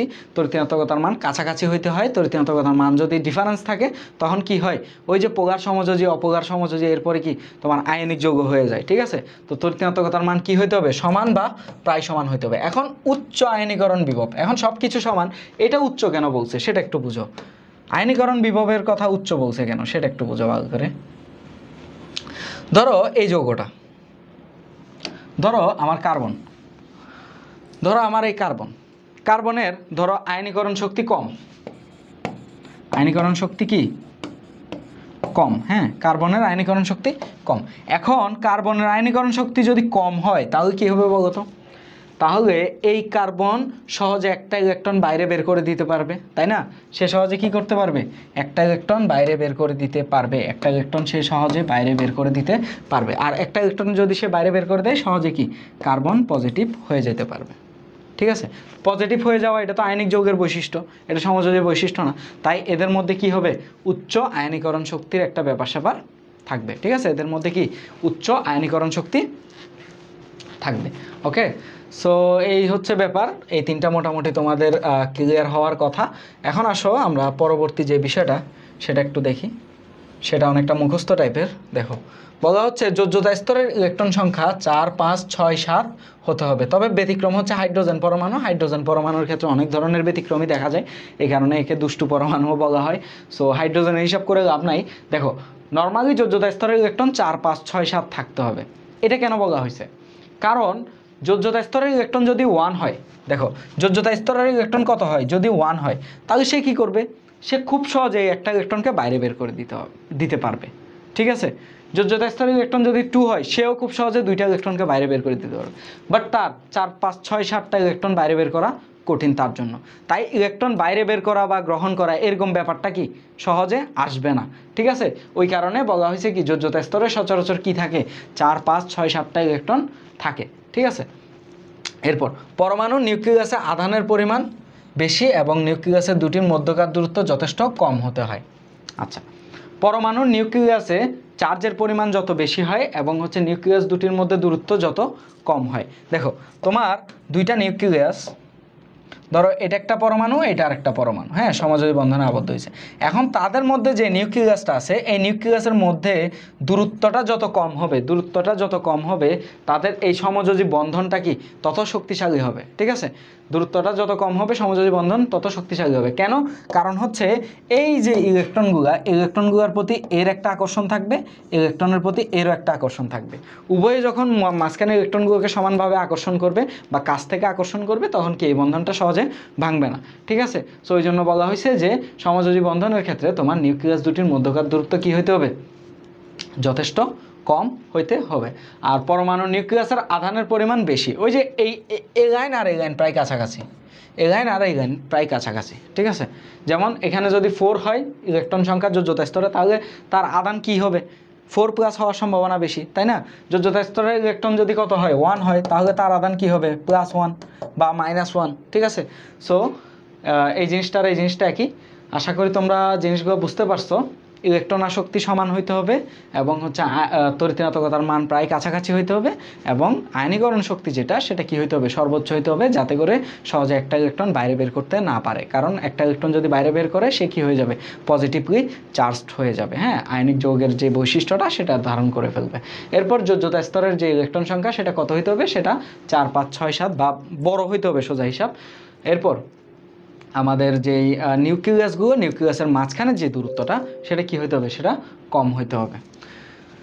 সো এটা মোটামুটি বুঝছো। এখন নিচে আরেকটা জিনিস লেখা আছে, সেটা কি? সেটা হচ্ছে আমাদের সমযোজী যে বৈশিষ্ট্য, সমযোজী যে যৌগ, এই যৌগটা যখন তুমি ইলেকট্রন নেগেটিভিটির মান বাড়াবাস, কোনো একটা সমযোজী যৌগ তার ইলেকট্রোনেগেটিভিটির মান পার্থক্য যখন বাড়াবা, হ্যাঁ, বা ইলেকট্রোনেগেটিভিটির পার্থক্য যখন বেশি, সেটাকে আমরা কি বলতে পারি? আয়নিক যৌগ বলতে পারি। কিংবা এভাবে বলতে পারি, সেটা হচ্ছে কোনো একটা সমযোজী যৌগের তড়িৎ-ঋণাত্মকতার পার্থক্য তুমি যত বাড়াবা, হ্যাঁ, বাড়াইলে একটা সময় কি ওই সমযোজী যৌগটা আয়নিক যৌগে পরিণত হয়ে যাবে। আবার কোনো একটা আয়নিক যৌগের তড়িৎ-ঋণাত্মকতার মান যদি তুমি পার্থক্যের মান যদি তুমি কমাও, তাহলে ওই আয়নিক যৌগটা কি হয়ে যাবে? সমযোজী যৌগ হয়ে যাবে। সো আশা করি তোমরা জিনিসটা বুঝতে পারছো। এখন আসো, এই জিনিসগুলো একদম সিম্পল, এগুলো তোমরা আশা করি পারো। দেখো, বলা হচ্ছে আয়নিক যৌগ কি ধাতু আর অধাতু মিলে তৈরি হয়। এটা আমরা আগে থেকেই জানি। ধাতু কি করে? ধাতু হচ্ছে একটা ইলেকট্রন ত্যাগ করে। এই যে এদিকে মাইনাস দিয়ে লিখছি, ঠিক আছে, এটা অবশ্যই এদিকে প্লাস ইলেকট্রন দিয়ে এদিকে লিখতে হয়, প্লাস ইলেকট্রন, কিন্তু আমি এদিকে মাইনাস দিয়ে লিখছি, সমস্যা নাই তোমাদের বোঝার সুবিধার্থে। তাহলে যে কিনা একটা ইলেকট্রন ত্যাগ করে, হ্যাঁ, ধাতু সচরাচর একটা ইলেকট্রন ত্যাগ করে কিসে পরিণত হয়? ক্যাটায়নে। আর অধাতু একটা ইলেকট্রন গ্রহণ করে অ্যানায়নে পরিণত হয়। এভাবেই কি হয়? তোমার আয়নিক যৌগটা তৈরি হয়। ঠিক আছে, এরপর এদিকে একটা লেখা লিখছে, দেখো, কিছু কিছু আয়নিক যৌগে ধাতু যে ইলেকট্রন ত্যাগ করে দিবে, তার প্রতি ধাতুর আর কোনো আকর্ষণ থাকে না। ঠিক আছে, আচ্ছা, কিছু কিছু না, এটা হবে বেশিরভাগ। হ্যাঁ, এটা বেশিরভাগ বেশিরভাগ আয়নিক যৌগের ক্ষেত্রে ধাতু যে ইলেকট্রনটা ত্যাগ করে দিবে, সেই ইলেকট্রনের প্রতি কি থাকবে না? কোনো আকর্ষণ থাকবে না। যেমন দেখো, এই যে সোডিয়াম কি করছে? সে একটা ইলেকট্রন বাইরে বের করে দিছে। ধরো সোডিয়ামের শেষ কক্ষপথে ইলেকট্রন আছে এটা, সে কি করছে? ওইটাকে বাইরে বের করে দিছে। এখন সে যে এই ইলেকট্রনটাকে বাইরে বের করে দিছে, এখন তার এই ইলেকট্রনটা কোথায়? এখানে। এখন সে পুনরায় ওই যে মুখের তুতু যে একবার ফেলে দিছে, সেই তুতু তো আর ব্যাক নিবে না। মানে সে যে এই ইলেকট্রনটা যে বের করছে, সেই ইলেকট্রনটাকে কি করবে না? আর নিবে না। ঠিক আছে, সে একবার বের করে দিছে মানে বের করে দিছে, আর কখনো নিবে না। ঠিক আছে, এটা হচ্ছে ম্যাক্সিমাম আয়নিক যৌগের বৈশিষ্ট্য। ম্যাক্সিমাম কিসের বৈশিষ্ট্য? আয়নিক যৌগের বৈশিষ্ট্য, যে ইলেকট্রন যখন ত্যাগ করে দিবে, সে ইলেকট্রন কি করবে না? আর গ্রহণ করবে না। সো এটা হচ্ছে ম্যাক্সিমাম আয়নিক যৌগের বৈশিষ্ট্য। কিন্তু কিছু কিছু ক্ষেত্রে যেটা দেখা যায়, সেটা হচ্ছে ত্যাগকৃত ইলেকট্রনকে ধাতু পুনরায় কি করে? তার নিজের দিকে টেনে নেয়। ঠিক আছে, আবার ভালোবাসার বন্ধনে কি করে? আবদ্ধ করে নেয়। ঠিক আছে, শেয়ারিং করার চেষ্টা করে, তাকে বোঝানোর চেষ্টা করে। হ্যাঁ, আচ্ছা, এভাবে আয়নিক যৌগের মধ্যে সমযোজী বৈশিষ্ট্যের সৃষ্টি হয়। ঠিক আছে, এভাবে আয়নিক যৌগের মধ্যে সমযোজী বৈশিষ্ট্যের সৃষ্টি হয়। কিভাবে? সেটা হচ্ছে এভাবে, ধরো এই সোডিয়াম কি করছে? ইলেকট্রনটা ত্যাগ করে দিছে। ত্যাগ করে দিয়ে এদিকে যে ক্লোরিনটা আছে, ক্লোরিনটা কি করছে? এই ইলেকট্রনটা গ্রহণ করছে, তাই তো? আচ্ছা, এখন কিছু কিছু পরমাণু আছে, কি আছে? পরমাণু আছে, যারা করে কি, এই যে ইলেকট্রনটাকে যে ত্যাগ করছে, ঠিক আছে, ত্যাগ করার পরে কি হয়েছে? এই ইলেকট্রনকে দেখে অন্য একটা কি পরমাণু, কি যার কিনা ইলেকট্রনের ঘাটতি আছে, সে কি করছে? লোভে তার দিকে আসছে। আসার পরে কি হবে? এই সোডিয়াম আবার কি ওই ইলেকট্রনটাকে কাছে নিয়ে আসবে। বলছে না ওই যে কিছু কিছু পরমাণু কী করে, ত্যাগকৃত ইলেকট্রনকে পুনরায় নিজের দিকে টেনে নেয়। তাহলে এই ইলেকট্রনটাকে কাছে টেনে নেবে, তাহলে ইলেকট্রনটা এখানে চলে আসলো। দেন ওই ক্লোরিনের যে একটা ইলেকট্রন শেয়ার করতে হবে ওইটাও এখানে চলে আসলো। পরবর্তীতে তারা কাছাকাছি হয়ে কি করবে, সমযোজী বন্ধন তৈরি করে শেয়ারিংয়ের মাধ্যমে সমযোজী বন্ধনটা তৈরি করবে। সো এই হচ্ছে ব্যাপার স্যাপার। এভাবে আয়নিক যৌগ কি করে, তোমার সমযোজী বৈশিষ্ট্য কি করতে পারে, প্রদর্শন করতে পারে। ঠিক আছে, যদিও সেটা আয়নিক যৌগ, ইলেকট্রন গ্রহণ করা ত্যাগ করার মাধ্যমে আয়নিক যৌগ তৈরি হয়েছিল, বাট কিছু কিছু ক্ষেত্রে পরমাণুটা কি করে, ত্যাগকৃত ইলেকট্রনটাকে কি করে নিজের দিকে টেনে নেয়, টেনে আবার ওই যে আয়নিক বন্ধনের পরিবর্তে সমযোজী বন্ধন তৈরি করতে পারে। তো এটাকে আমরা বলতে পারি আয়নিক যৌগ থেকে সমযোজী যৌগতে রূপান্তর বা আয়নিক যৌগের সমযোজী বৈশিষ্ট্য প্রদর্শন। ঠিক আছে, তো এই জিনিসটা নিয়ে আমরা এখন একটু ডিটেলসে পড়বো আর কি। হ্যাঁ, তো এটাই আমাদের ফাজানের নীতিতে মানে একদম ডিটেলসে বলা আছে। সো আসো আমরা জিনিসটা দেখি। প্রথমে আমরা পোলার আয়ন জিনিসটা দেখব। প্রথমে আমরা কি দেখব, পোলার আয়ন জিনিসটা দেখব। দেখো, প্রথম কথা হচ্ছে ধরো একটা ক্লোরিন, ধরো একটা কি ক্লোরিন, ওকে, ক্লোরিন মাইনাস আয়ন। তাহলে ক্লোরিন মাইনাস আয়নের শেষ কক্ষপথে ইলেকট্রন থাকবে কয়টা, 8টা। কারণ ক্লোরিনের নর্মালি শেষ কক্ষপথে 7টা, যেহেতু মাইনাস সে কি করছে, একটা ইলেকট্রন সে গ্রহণ করছে, ধরো সে এই ইলেকট্রনটা গ্রহণ করছে, ওকে। আচ্ছা, এরপর আমরা যেটা করতে পারি সেটা হলো আরেকটা, ধরো সোডিয়াম প্লাস আয়ন, ধরো একটা সোডিয়াম প্লাস আয়ন। আচ্ছা, সোডিয়াম না লিখে আমরা যেটা লিখতে পারি সেটা ধরো, আচ্ছা সোডিয়াম লিখি, সোডিয়াম প্লাস আয়ন। তাহলে এই যে সোডিয়াম প্লাস আয়নের শেষ কক্ষপথে একটা ইলেকট্রন আছে, আমরা জানি সোডিয়ামের কয়টা ইলেকট্রন, একটা ইলেকট্রন থাকে, তাই না? আচ্ছা, সোডিয়াম না লিখে আমরা বেরিলিয়াম লিখি, ধরো বেরিলিয়াম প্লাস লিখি। আচ্ছা, সোডিয়াম বেরিলিয়ামের হিসাব বাদ দাও, নর্মালি আমরা 2টা পরমাণু নেই, তাহলে তোমাদের বুঝতে সুবিধা হবে। এখন যদি প্রথমেই যদি সোডিয়াম বেরিলিয়াম নিয়ে বলি তাহলে তোমাদের একটু ঝামেলা হতে পারে। ধরো এটা M পজিটিভলি চার্জড, এটা ধরো N যেটা কিনা নেগেটিভলি চার্জড, ওকে। আচ্ছা, এখন কথাটা একটু বুঝো ভালো করে। এখানে যতটা প্রোটন আছে, ঠিক আছে, ধরো এখানে প্রোটন আছে কয়টা, ধরো 12টা কি আছে, প্রোটন আছে। তাহলে তার মধ্যে ইলেকট্রন থাকবে কয়টা, 11টা ইলেকট্রন থাকবে, তাই না? কারণ সে একটা ইলেকট্রন ত্যাগ করে দিছে। এবার আসো, এখানে প্রোটন ধরো আছে তোমার 15টা, তাহলে তার ইলেকট্রন থাকবে কয়টা, ইলেকট্রন থাকবে হচ্ছে তোমার 16টা, তাই তো, 16টা ইলেকট্রন, কারণ সে একটা ইলেকট্রন গ্রহণ করছে। এখন এই যে এই জিনিসটাকে তুমি একটু এটার পাশে নিয়ে আসো, এটার কি পাশে নিয়ে আসলা, এখন কি হবে জানো, এখন যেটা হবে সেটা হচ্ছে এই যে M প্লাসের যে কেন্দ্রতা বা যে সেন্টারটা, এটা কি করবে, ওর বাইরের ইলেকট্রনগুলোকে টানা শুরু করবে। কেন টানবে, কারণ এই যে M প্লাস সে 12টা প্রোটন নিয়ে বসে আছে, তার ইলেকট্রন আছে 11টা। তাহলে 12টা, আমি ওই যে ইয়েতে যখন পড়াইছিলাম তোমার ক্যাটায়নের আকার কেন ছোট হয়, অ্যানায়নের আকার কেন বড় হয়, তখন কিন্তু এই জিনিসটা পড়াইছিলাম। 12টা প্রোটন মিলে 11টাকে টানতেছে, টানটা অনেক বেশি হচ্ছে, বেশি হওয়ার কারণে আকারটা ছোট হয়ে যাচ্ছে, এই কারণে ক্যাটায়নের আকার ছোট, এই জিনিসটা আমি বলছি, তাই না? তো এখানে এই যে কেন্দ্রের যেই মানে ইলেকট্রনের প্রতি কেন্দ্রের যে আকর্ষণটা, এটা কি অনেক বেশি, এটা কি বলতো, এটা অনেক বেশি, এই আকর্ষণটা বেশি হওয়ার কারণে আবার বিপরীত চিত্র আমরা দেখতে পারি। এখানে দেখো 15টা প্রোটন মিলে 16টা ইলেকট্রনকে টানতেছে, 15টা প্রোটন মিলে কি 16টা ইলেকট্রনকে টানতেছে, অর্থাৎ এদিকে বিপরীত চিত্র, মানে এখানে আকর্ষণটা কি কম, ঠিক আছে, আকর্ষণটা কম। তো এখন যখন কিনা এই যে পজিটিভলি চার্জড আর নেগেটিভলি চার্জড কাছাকাছি আনবা, তখন কি হবে, এই যে পজিটিভলি চার্জডের পার্টিকেলের যে কেন্দ্রটা, সেটা কি করবে, সেটা এই নেগেটিভলি চার্জ পার্টিকেলের তোমার বাইরের যে ইলেকট্রনগুলো সেগুলোকে টানা শুরু করবে, ঠিক আছে। তাহলে আমি এখান থেকে যেটা বলতে পারি সেটা হচ্ছে এই যে বাইরের যে ইয়াটা, বাইরের যে অংশটা সেটাকে ধরে কি করবে, টানা শুরু করবে। হ্যাঁ, সেটাকে ধরে টানা শুরু করবে, বাইরের যে অংশটা, খোলকটা যেখানে ইলেকট্রন আছে, শক্তি স্তরটা, সেটাকে ধরে টানা শুরু করবে। অ্যাট এ টাইম কি হবে জানো, অ্যাট এ টাইম তোমার এই যে সেন্টার কি করবে, সেন্টারকে বিপরীত দিকে ধাক্কা দিবে।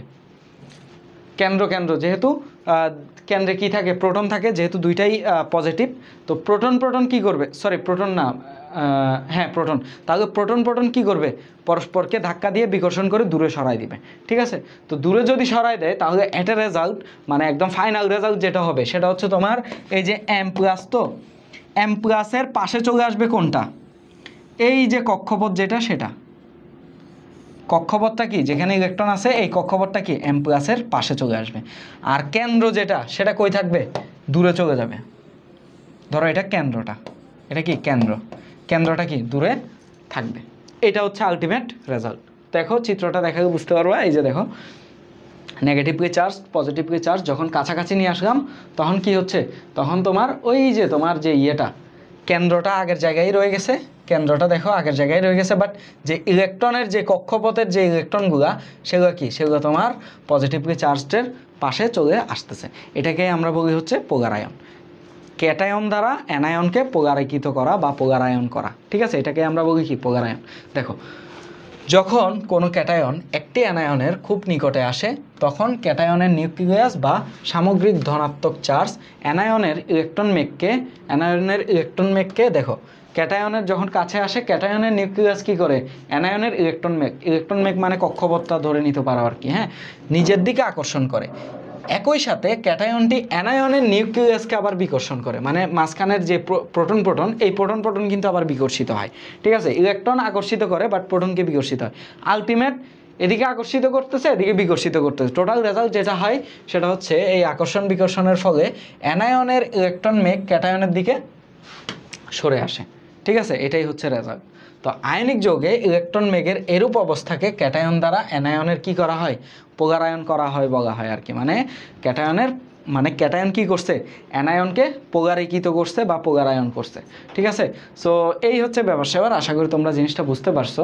তাহলে ক্যাটায়নের পোলারায়ন ক্ষমতা দেখো, ধনাত্মক আধানযুক্ত ক্যাটায়ন দ্বারা অ্যানায়নের গোলাকার ইলেকট্রন মেঘের বিকৃতি ঘটানোর ক্ষমতাকে কি বলা হয়, ক্যাটায়নের পোলারায়ন ক্ষমতা বলা হয়। এটা আমরা জানি, তাই না, পড়ে আসছি অলরেডি, এটা আমরা পড়ে আসছি। তাহলে আয়নিক যৌগে ক্যাটায়ন দ্বারা অ্যানায়নের পোলারায়নের মাত্রা ক্যাটায়নের আধান এবং ক্যাটায়নের আকার তথা ব্যাসার্ধের উপর ডিপেন্ড করে। তাহলে ডিপেন্ড করে দুইটা জিনিসের উপর, একটা হচ্ছে আধান বা চার্জ, আরেকটা হচ্ছে আকারের উপর। ইন্ডিভিজুয়ালি আমি বলতে পারি যে আকারের উপর ডিপেন্ড করে, কারণ চার্জ যত বড় হবে চার্জ যত ছোট হবে এর সাথে আকার বড় ছোট হয়, তাই না। মানে ক্যাটায়ন নর্মালি ক্যাটায়নের আকার তো পরমাণুর আকার চেয়ে ছোটো, তাই না। কেন ছোট সেটা অনেক আগে বলে ফেলছি। এবং তোমার ক্যাটায়নের চার্জ যত বাড়তে থাকতেছে তাহলে পরমাণুর আকার তত ছোট হইতে থাকতেছে। তো আলটিমেটলি আকারের সাথে কি এই জিনিসটা ডিপেন্ড করে, আকার যত বড় ছোট হবে তোমার পোলারায়ন তত কম বেশি হইতে পারে আর কি। হ্যাঁ, এখন কম হবে নাকি বেশি হবে সেটা আমরা এখন দেখবো, আসো।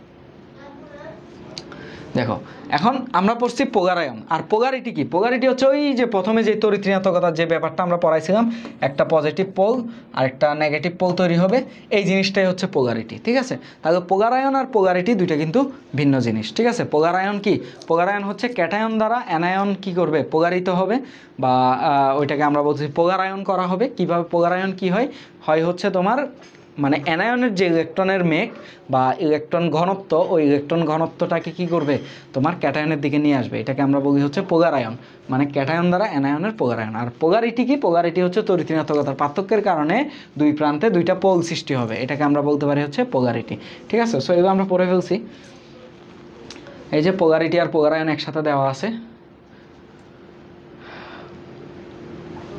আচ্ছা, ইথাইল অ্যালকোহল পানিতে মিশ্রণীয়, ব্যাখ্যা করো।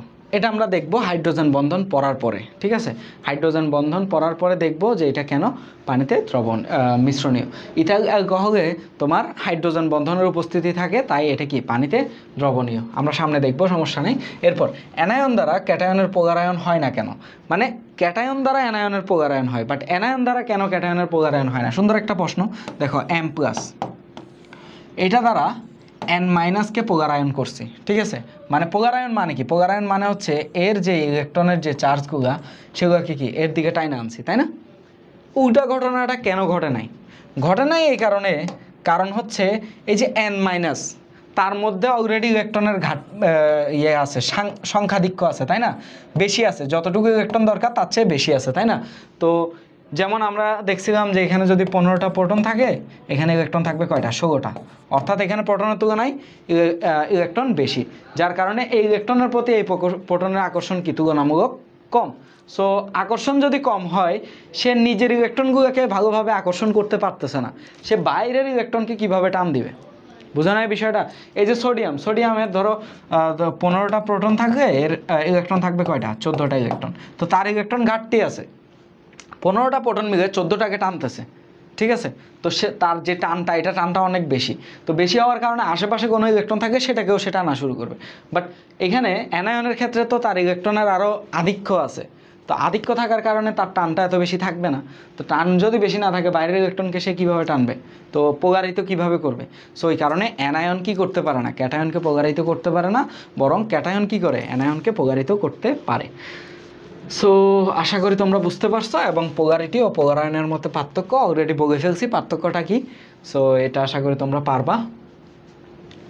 এখন আসো আমরা কিছু এমসিকিউ প্রশ্ন সলভ করব। দেখো, পোলারায়ন নির্ভর করে কিসের উপর? পোলারায়ন নির্ভর করে ক্যাটায়নের আকারের উপর, অ্যানায়নের আকারের উপর এবং ক্যাটায়নের আধানের উপর। আমাদের আনসার হবে 3টা। ওকে, আমরা সামনে দেখব, সমস্যা নেই। তাহলে পোলারায়ন নির্ভর করে কিসের উপর?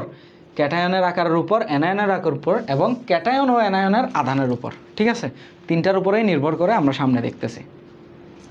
এরপর এখন আসো আমরা ফাজানের নীতিটা একটু দেখি। ফাজানের নীতি খুবই ইম্পর্ট্যান্ট একটা জিনিস। দেখো, যে নীতির সাহায্যে আয়নিক যৌগের সমযোজী বৈশিষ্ট্য ব্যাখ্যা করা যায় তাকে বলা হয় ফাজানের নীতি।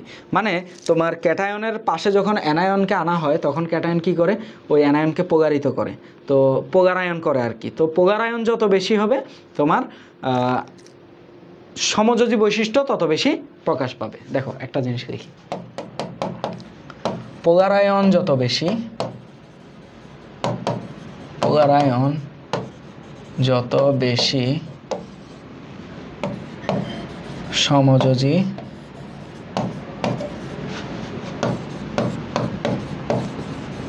বৈশিষ্ট্য তত বেশি। এটা একটু মনে রাখবা, ঠিক আছে? পোলারায়ন যত বেশি হবে, সমযোজী বৈশিষ্ট্য তত বেশি হবে।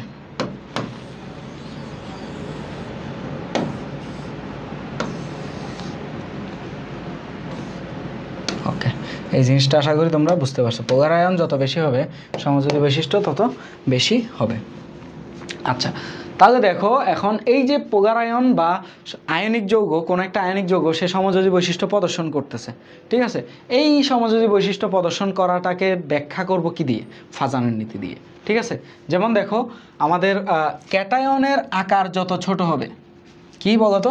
ক্যাটায়নের আকার যত ছোট হবে, অ্যানায়নের আকার যত বড় হবে। এই দুইটা জিনিস মনে রাখবা। ক্যাটায়নের আকার যত ছোট হবে, অ্যানায়নের আকার যত বড় হবে, পোলারায়ন তত বেশি হবে, পোলারায়ন তত বেশি হবে, ঠিক আছে? তাহলে এই জিনিসগুলো যদি দেখা যায়, তাহলে আমরা বলতে পারি হচ্ছে পোলারায়ন তত বেশি হবে।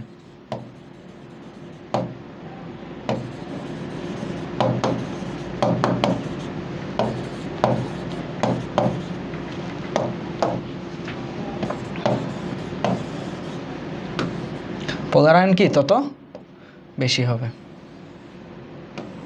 এই জিনিসগুলো যদি আমরা দেখি, তাহলে আমরা বলতে পারবো হচ্ছে পোলারায়ন তত বেশি হবে, ঠিক আছে? ক্যাটায়নের আকার যত ছোট হবে, পোলারায়ন তত বেশি হবে, অ্যানায়নের আকার যত বড় হবে, পোলারায়ন তত বেশি হবে। আর যদি পোলারায়ন যদি বেশি হয়, তাহলে আমরা বলতে পারি কি? আমরা বলতে পারি হচ্ছে এই যৌগটা অধিক সমযোজী বৈশিষ্ট্য প্রদর্শন করবে, তাই না? বলছি না, পোলারায়ন যত বেশি, সমযোজী বৈশিষ্ট্য প্রদর্শন তত বেশি, ঠিক আছে? আচ্ছা, তো এরপর আরেকটা ক্রাইটেরিয়া, তাহলে এটা একটা ক্রাইটেরিয়া, এটা একটা ক্রাইটেরিয়া, দুইটা মনে রাখবা। অ্যানায়নের আকার যত ছোট হবে, ক্যাটায়নের আকার যত বড় হবে। আরেকটা ক্রাইটেরিয়া যেটা, সেটা হচ্ছে চার্জ সংখ্যা যদি বেশি হয়, চার্জ সংখ্যা যদি বেশি হয়, তখনও কি? তখনও পোলারায়ন বেশি হবে, ঠিক আছে? চার্জ সংখ্যা যত বেশি হবে, পোলারায়ন তত বেশি হবে। আচ্ছা, জিনিসগুলোকে আমি এক্সপ্লেন করতেছি, সমস্যা নেই। তো এই 3টা ক্রাইটেরিয়া তুমি মনে রাখবা। আরও একটা ক্রাইটেরিয়া আছে, সেটা আমরা সামনে দেখবো, সমস্যা নেই। আচ্ছা, এখানে জিনিসগুলো একদম স্পেসিফিকলি বলা আছে, তো আমি সামনে ডিসকাস করতেছি, সমস্যা নেই। দেখো, প্রথম যে নিয়মটা সেটা হচ্ছে তুমি প্রথম দেখবা হচ্ছে ক্যাটায়ন ও অ্যানায়নের চার্জের পরিমাণটা দেখবা, ঠিক আছে? ক্যাটায়ন ও অ্যানায়নের চার্জের পরিমাণটা দেখবা। যেমন আমি বলতে পারি, যেমন এখানে 3টা যৌগ দেওয়া আছে, NaCl, এরপর হচ্ছে MgCl2, এরপর হচ্ছে AlCl3, এই 3টা যৌগ দেওয়া আছে, তাই না? এখন বলা হচ্ছে এই যৌগটার 3টা যৌগের মধ্যে কোনটা অধিক সমযোজী বৈশিষ্ট্য প্রদর্শন করবে, ঠিক আছে? তো এই প্রশ্নের উত্তর হিসেবে তোমার যেটা করতে হবে সেটা হচ্ছে কোন যৌগটা বেশি পগারায়ন হবে এটা তোমার আগে বের করতে হবে। যে যৌগটা বেশি পগারায়ন হবে সেই যৌগটা কি অধিক সমযোজী বৈশিষ্ট্য প্রদর্শন করবে। এখন কোন যৌগটার পগারায়ন বেশি হবে সেটা কিভাবে বের করবা? সেটা বের করবা এভাবে, দেখো একদম সিম্পল। তোমার প্রথম কাজ কি? প্রথম কাজ হচ্ছে ক্যাটায়ন অথবা অ্যানায়নটাকে আগে বের করা। দেখো এখানে সব জায়গায় ক্লোরিন আছে, তাই না? সব জায়গায় কি আছে? ক্লোরিন আছে। তো ক্লোরিন নিয়ে আমাদের আলোচনা নাই, কারণ ক্লোরিন দিয়ে আমি কোনো কিছু আইডেন্টিফাই করতে পারবো না, যেহেতু সব জায়গায় একই জিনিস। বাট আমার এই সোডিয়াম, ম্যাগনেসিয়াম আর অ্যালুমিনিয়াম, এই 3টা নিয়ে আমরা কি করতে পারবো? যাচাই বাছাই করতে পারবো। যেমন দেখো সোডিয়ামের আয়ন কি? এখানে সোডিয়ামের আয়ন হচ্ছে +1, ম্যাগনেসিয়ামের আয়ন কি? ম্যাগনেসিয়ামের আয়ন হচ্ছে +2, আর অ্যালুমিনিয়ামের আয়ন কি? অ্যালুমিনিয়ামের আয়ন হচ্ছে +3। আচ্ছা, তাহলে তুমি 3টা মৌল পাইছো যাদের চার্জ কি ভিন্ন ভিন্ন। এখন চার্জ ভিন্ন ভিন্ন বলতে এখানে চার্জ পজিটিভ নাকি নেগেটিভ এটা ইম্পর্টেন্ট না, তোমার চার্জের সংখ্যাটা দেখবা শুধু, ঠিক আছে? চার্জের সংখ্যা যদি ভিন্ন হয় তাহলে তোমার আর কিচ্ছু করার দরকার নাই, যেই চার্জের পরিমাণ বেশি হবে সেটার পগারায়ন তত বেশি হবে। এখন সেটা অ্যানায়ন হইতে পারে, সেটা ক্যাটায়ন হইতে পারে, দ্যাটস নট আ ফ্যাক্ট। যেটা ফ্যাক্ট সেটা হলো তুমি দেখবা যে চার্জের পরিমাণ কোথায় বেশি। চার্জের পরিমাণ যেটাতে বেশি সেটার পগারায়ন বেশি, ঠিক আছে? হতে পারে অ্যানায়ন, হতে পারে ক্যাটায়ন। তাহলে দেখো এখানে যেহেতু সোডিয়ামের চার্জ +1, ম্যাগনেসিয়ামের +2, অ্যালুমিনিয়ামের +3, যেহেতু অ্যালুমিনিয়ামের চার্জ সবচেয়ে বেশি তাই আমি বলতে পারি পগারায়ন অ্যালুমিনিয়ামে সবচেয়ে বেশি, ম্যাগনেসিয়ামে তারপর হচ্ছে সোডিয়ামে। তাই এখানে পগারায়নের ক্রমটা হবে কেমন? এমন। তাহলে এটা কি? এটা হচ্ছে পগারায়নের ক্রম।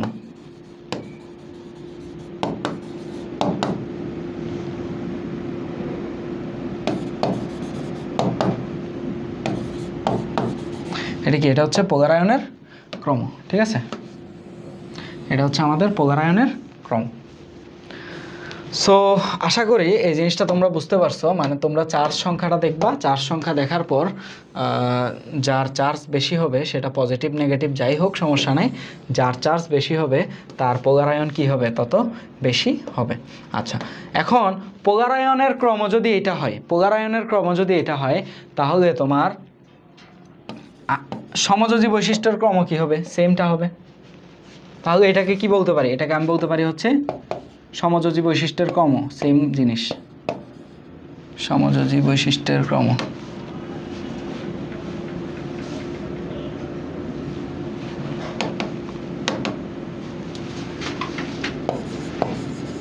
সমযোজী বৈশিষ্ট্য, সমযোজী বৈশিষ্ট্যের ক্রম সেম হবে, এটাই। এরপরে আমরা বলতে পারি হচ্ছে হ্যাঁ, তাহলে পগারায়ন যত বেশি হবে সমযোজী বৈশিষ্ট্যের ক্রম তত বেশি হবে। আর সমযোজী বৈশিষ্ট্যের ক্রম যদি এটা হয় তাহলে আয়নিক বৈশিষ্ট্যের ক্রম কি হবে? উল্টা হবে। তাহলে আয়নিক বৈশিষ্ট্যের ক্রম, আয়নিক বৈশিষ্ট্য, এরপর গলনাঙ্ক, স্ফুটনাঙ্ক।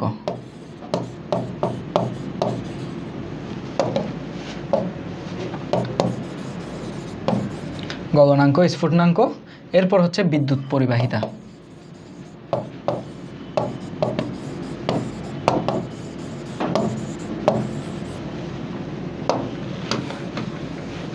এদের ক্রম কি হবে বলো?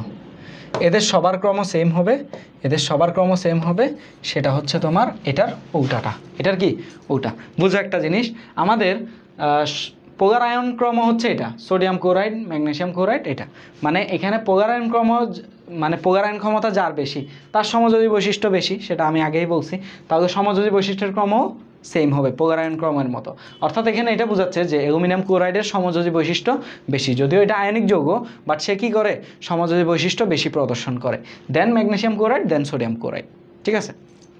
আচ্ছা, সমযোজী বৈশিষ্ট্যের ক্রম যদি এটা হয় তাহলে আয়নিক বৈশিষ্ট্যের ক্রম হবে তার উল্টাটা। তাহলে এটার উল্টাটা আমরা বসাই দিতে পারি, সোডিয়াম ক্লোরাইড সবচেয়ে বেশি, এরপর হচ্ছে MgCl2, এরপর হচ্ছে কি, এরপর হচ্ছে AlCl3। এই হচ্ছে আমাদের ব্যাপার, তাই না? তাহলে এটা হচ্ছে কিসের ক্রম? এটা হচ্ছে আয়নিক বৈশিষ্ট্যের ক্রম। এখন আমরা জানি কি, আমরা জানি হচ্ছে আয়নিক যেসব যৌগ তাদের গগনাঙ্ক স্ফুটনাঙ্ক বেশি হয়। তাহলে এখানে কার গগনাঙ্ক বেশি হবে? সোডিয়াম ক্লোরাইডের গগনাঙ্ক বেশি হবে, কারণ সোডিয়াম ক্লোরাইড বেশি আয়নিক বৈশিষ্ট্য বিশিষ্ট যৌগ। ঠিক আছে, আচ্ছা আমরা জানি আয়নিক যৌগরা কি করে? বিদ্যুৎ পরিবহন করে। তাহলে এটা কোনটা বেশি বিদ্যুৎ পরিবহন করবে? Sodium chloride. কারণ কি? সোডিয়াম ক্লোরাইডের মধ্যে আয়নিক বৈশিষ্ট্য বেশি। সো আশা করি তোমাদের কাছে এই ফাজানের নীতিটা মোটামুটি ক্লিয়ার।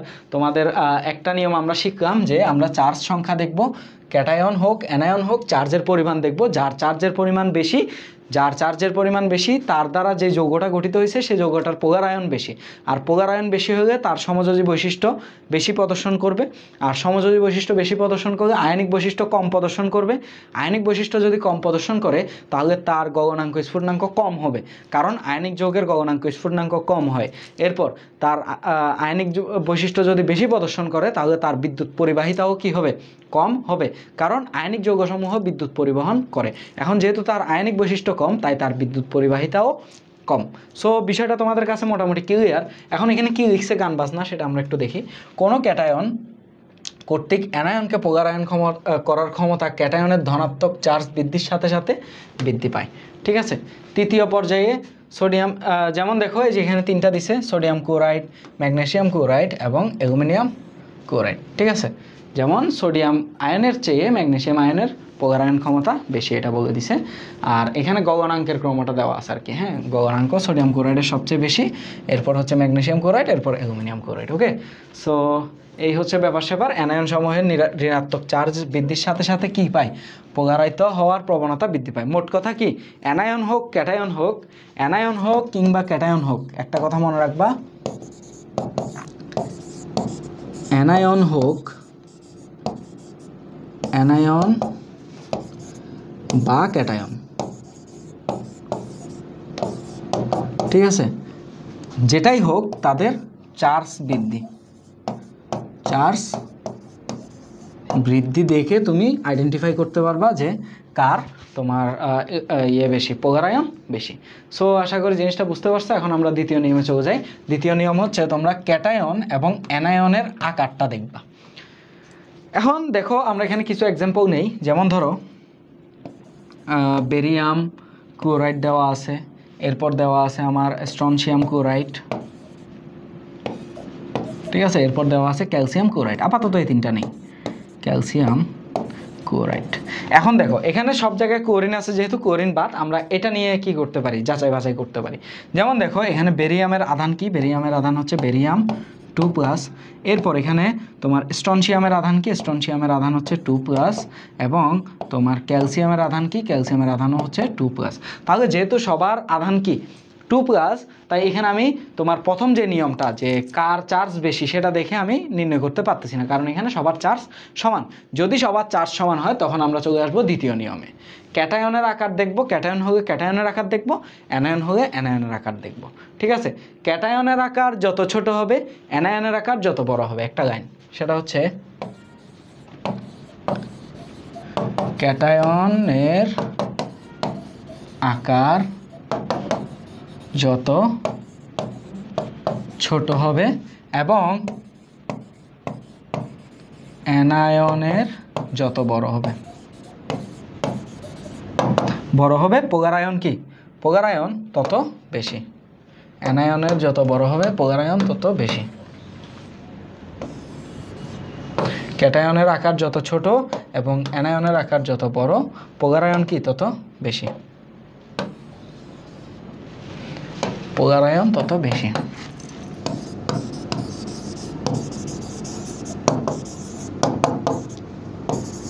তত বেশি। এটা কখন? যখন কিনা তোমার চার্জ সংখ্যা কি থাকবে? সমান থাকবে, তখন এই লজিক ফলো করবা। ঠিক আছে, ক্যাটায়নের আকার দেখবা, ক্যাটায়ন হলে ক্যাটায়নের আকার দেখবা, অ্যানায়ন হলে অ্যানায়নের আকার দেখবা। ঠিক আছে, তো ক্যাটায়নের ক্ষেত্রে আকার যত ছোট হবে তার পোলারায়ন বেশি। এখন আসো এই তিনটার ক্ষেত্রে আমরা আকারের ক্রমটা একটু দেখি। আকারের যে ক্রমটা, আকারের যে ক্রমটা সেটা একটু দেখি। অকার হয়ে গেছে, আচ্ছা যাই হোক। এখন দেখো এখানে আমরা দেখতে পাচ্ছি বেরিয়াম, স্ট্রনশিয়াম, ক্যালসিয়াম এগুলো সব একই পর্যায়ের মৌল, একই গ্রুপের মৌল, তাই না? তোমার গ্রুপ নাম্বার 2-এর মৌল, বিরিয়ানি, মুগ কাবাব সরিয়ে বাটিতে রাখো। তাহলে আমাদের আকারের যে ক্রমটা সেটা আমরা এভাবে লিখতে পারি। ধরো এই যে ক্যালসিয়াম, তো ক্যালসিয়ামের নিচে কি আছে আমরা জানি, বিরিয়ানি, কাবাব, সরি বিরিয়ানি, মুগলাই, কাবাব সরিয়ে বাটিতে রাখো, তাই না? সরিয়ে বাটিতে রাখো, এই হচ্ছে আমাদের কি ওই যে উপরের নিচের যে সিকোয়েন্সটা সেটা। তাহলে এখানে আকার কার সবচেয়ে বেশি? ক্যালসিয়ামের আকার সবচেয়ে বেশি, এরপর স্ট্রনশিয়াম, এরপর হচ্ছে কি বেরিয়াম। তাহলে আকারের যে ক্রমটা সেটা কি?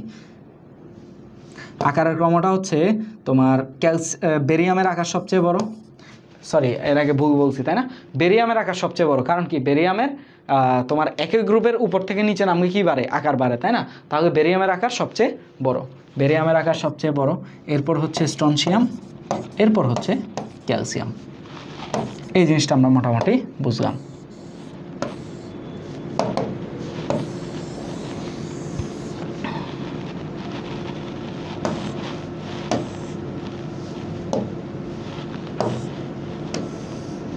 আচ্ছা এই জিনিসটা আমরা বুঝলাম, তাই না?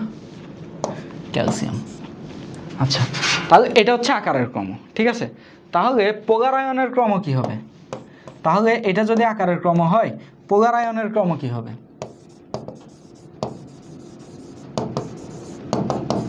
পোলারায়নের ক্রম কি হবে? সবার আগে দেখবা এটা অ্যানায়ন নাকি ক্যাটায়ন। বলছি কি অ্যানায়নের আকার যত ছোট হবে, ঠিক আছে, তাহলে অ্যানায়নের আকার যেহেতু এটা সরি ক্যাটায়নের আকার যত ছোট হবে, যেহেতু এটা একটা ক্যাটায়ন, এই তিনটাই ক্যাটায়ন, তাহলে এদের মধ্যে যার আকার সবচেয়ে ছোট তার পোলারায়ন সবচেয়ে বেশি। যেহেতু এখানে আকার সবচেয়ে ছোট ক্যালসিয়ামের, তাই ক্যালসিয়ামের পোলারায়ন সবচেয়ে বেশি। এরপরে পোলারায়ন কার বেশি? স্ট্রনশিয়ামের। এরপরে পোলারায়ন কার বেশি? বেরিয়ামের। সো এটা হচ্ছে কি আমাদের পোলারায়নের ক্রম, এটা কি আমাদের পোলারায়নের ক্রম। সো আলটিমেটলি যেটা আমি এখান থেকে লিখতে পারতেছি সেটা কি? সেটা হলো তোমার আমাদের যেই ক্রমটা, পোলারায়নের যে ক্রমটা সেটা কি হবে? সেটা হবে, তাহলে আমাদের পোলারায়নের যে ক্রমটা সেটা কি হবে বলতো? সেটা হবে তোমার বেরিয়াম ক্লোরাইডের পোলারায়ন সবচেয়ে কম, বেরিয়াম ক্লোরাইডের পোলারায়ন সবচেয়ে কম, এরপর হচ্ছে স্ট্রনশিয়াম ক্লোরাইড, এরপর হচ্ছে ক্যালসিয়াম ক্লোরাইড, এদের পোলারায়ন সবচেয়ে কম, ঠিক আছে। এটা হচ্ছে আমাদের পোলারিটির ক্রম। এখন যদি তোমাকে প্রশ্ন করা হয় যে কোন যৌগটা বেশি বিদ্যুৎ পরিবহন করবে, তখন তোমার উত্তর কি হবে? তখন তুমি দেখবা যে কার পোলারায়ন কম, কারণ যার পোলারায়ন কম হবে সে কি বেশি আয়নিক বৈশিষ্ট্য প্রদর্শন করবে, ঠিক আছে। যার পোলারায়ন কম সে কম সমযোজী বৈশিষ্ট্য প্রদর্শন করবে, আর কম সমযোজী বৈশিষ্ট্য প্রদর্শন মানে কি? বেশি আয়নিক বৈশিষ্ট্য প্রদর্শন, আর বেশি আয়নিক বৈশিষ্ট্য প্রদর্শন মানে কি? বিদ্যুৎ পরিবহন বেশি, ঠিক আছে। সো এটা আশা করি তোমরা বুঝতে পারছো। তোমরা অ্যানায়ন যখন কিনা অ্যানায়ন কিংবা ক্যাটায়ন যাই হোক, চার্জ সংখ্যা যখন একই হবে তখন তাদের আকারটা দেখবা। ক্যাটায়নের ক্ষেত্রে আকার যত ছোট হবে পোলারায়ন তত বেশি, অ্যানায়নের ক্ষেত্রে আকার যত বড় হবে পোলারায়ন তত কম, ঠিক আছে ওটা, ওকে। সো আশা করি তোমরা বুঝতে পারছো। এই যে জিনিসগুলো এখানে লেখা আছে, দেখো পর্যায় সারণীতে একই গ্রুপের যত নিচ থেকে উপর দিকে যাওয়া যায়, একই চার্জযুক্ত ক্যাটায়ন সমূহের আকার কমে যাওয়ায় পোলারায়ন ক্ষমতা বেড়ে যায়, ঠিক আছে। এই জিনিসগুলো এখানে লেখা আছে, সব আমি যা বলছি সব এখানে কি আছে ব্যাখ্যা করা আছে। আবার অ্যানায়নের আকার বৃদ্ধির সাথে সাথে উল্টা ঘটনা ঘটে, ঠিক আছে এই জিনিসগুলো, ওকে। তো আসো আমরা ক্যাটায়নটা যেহেতু দেখছি অ্যানায়নেরটাও দেখি। যেমন ধরো আমরা লিখতে পারি HCl, এরপরে লিখতে পারি HI, এরপরে লিখতে পারি HF, এই জিনিসগুলো লিখতে পারি, তাই না? ধরো এই তিনটা। এখন এই তিনটার মধ্যে যেহেতু হাইড্রোজেন কমন, তাই হাইড্রোজেন বাদ দিয়ে আমরা কি দিব? আমরা ক্লোরিন নিব, এরপরে নিব আয়োডিন, এরপরে নিব ফ্লোরিন। এখন দেখতেছি এদের চার্জ সমান হলে আমার আকারের দিকে তাকাইতে হবে। তাহলে আকারের ক্রমটা আগে বানাই ফেলি। আকারের ক্রমটা কি হবে? আমরা নর্মালি হ্যালোজেনের যে সেটা কি? ফ্লোরিন, ক্লোরিন, ব্রোমিন, আয়োডিন, এই তো আমাদের হ্যালোজেন, তাই না? তাহলে এখানে সবচেয়ে আকার ছোট ফ্লুরিনের, দেন ক্লোরিনের, দেন ব্রোমিনের, দেন আয়োডিনের। তাহলে এদের মধ্যে কার আকার সবচেয়ে ছোট? ফ্লুরিনের আকার সবচেয়ে ছোট। এরপরে আকার কার বড়? এরপরে আকার বড় হচ্ছে ক্লোরিনের, এরপরে আকার বড় হচ্ছে আয়োডিনের। এটা হচ্ছে আমাদের আকারের ক্রম, তাই না? তাহলে এখন আসো পোলার আয়নের ক্রম কি হবে। পোলার আয়নের ক্রম কি হবে? পোলার আয়নের ক্রম হবে তাহলে আমরা কি দেখছি? আমরা দেখছি হচ্ছে অ্যানায়নের আকার যত ছোট হবে, সরি অ্যানায়নের আকার যত বড় হবে, দেখছো? আর ক্যাটায়নের আকার যত ছোট হবে। তাহলে অ্যানায়নের আকার যত বড় হবে পোলার আয়ন তত বেশি। তাহলে এখানের মধ্যে যার আকার যত বেশি, যে অ্যানায়নের আকার যত বড়, তার দ্বারা গঠিত যৌগের পোলার আয়ন তত বেশি। তাহলে এখানে পোলার আয়নের ক্রম কি হবে? এটার সেম, ঠিক আছে? যেহেতু এটা অ্যানায়নের আকার যত বড় হবে পোলার আয়নে কি তত বেশি। তাহলে পোলার আয়নের সিকোয়েন্সটা হবে এরকম: ফ্লুরিন, ক্লোরিন, আয়োডিন। এই হচ্ছে আমাদের কি অ্যানায়নের মানে কি এই তিনটার ক্ষেত্রে পোলার আয়নের ক্রম। তো আমাদের তাহলে যৌগের মধ্যে কোনটার পোলার আয়ন বেশি হবে? হাইড্রোজেন ফ্লোরাইড, যৌগটা বানায় দাও, HCl এবং HI। এই হচ্ছে আমাদের অবস্থা, ঠিক আছে? তাহলে এখন যদি তোমাকে প্রশ্ন করা হয় যে এই তিনটা যৌগের মধ্যে কোন যৌগের আয়নিক বৈশিষ্ট্য বেশি, তাহলে তুমি দেখতেছো তোমার এই যে হাইড্রোজেন ফ্লোরাইডের ক্ষেত্রে সমযোজী বৈশিষ্ট্য সবচেয়ে কম, মানে পোলার আয়ন সবচেয়ে কম, হাইড্রোজেন আয়োডাইডের পোলার আয়ন সবচেয়ে বেশি। যেহেতু হাইড্রোজেন ফ্লোরাইডের পোলার আয়ন সবচেয়ে কম, তাই তার সমযোজী বৈশিষ্ট্য সবচেয়ে কম। আর সমযোজী বৈশিষ্ট্য যদি সবচেয়ে কম হয়, তার আয়নিক বৈশিষ্ট্য বেশি। আর আয়নিক বৈশিষ্ট্য বেশি হলে বিদ্যুৎ পরিবহন ক্ষমতাও বেশি, গলনাঙ্ক স্ফুটনাঙ্ক বেশি, ঠিক আছে? সো এখান থেকে যেভাবেই প্রশ্ন আসুক না কেন তোমরা আশা করি পারবা। এটা হচ্ছে দুইটা বেসিক নিয়ম। এরপর 3 নাম্বার একটা নিয়ম আছে, এটা তেমন একটা খাটে না, তেমন একটা ইউজ হয় না, এটা মাঝে মাঝে তোমাদের লাগতে পারে। সেটা হচ্ছে যখন চার্জও সমান হবে আকারও সমান হবে তখন কি করবা? যখন চার্জও সমান হবে আকারও সমান হবে তখন তুমি কি করবা? তখন দেখবা হচ্ছে ডি এবং এফ অরবিটালের উপস্থিতি।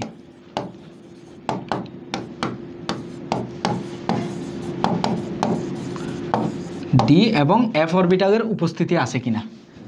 ধরো দুইটা পরমাণু এমন নিছো যাদের চার্জও সমান আকারও কি সমান, তখন তাদের কি ডি ও এফ অরবিটালের উপস্থিতি দেখবা।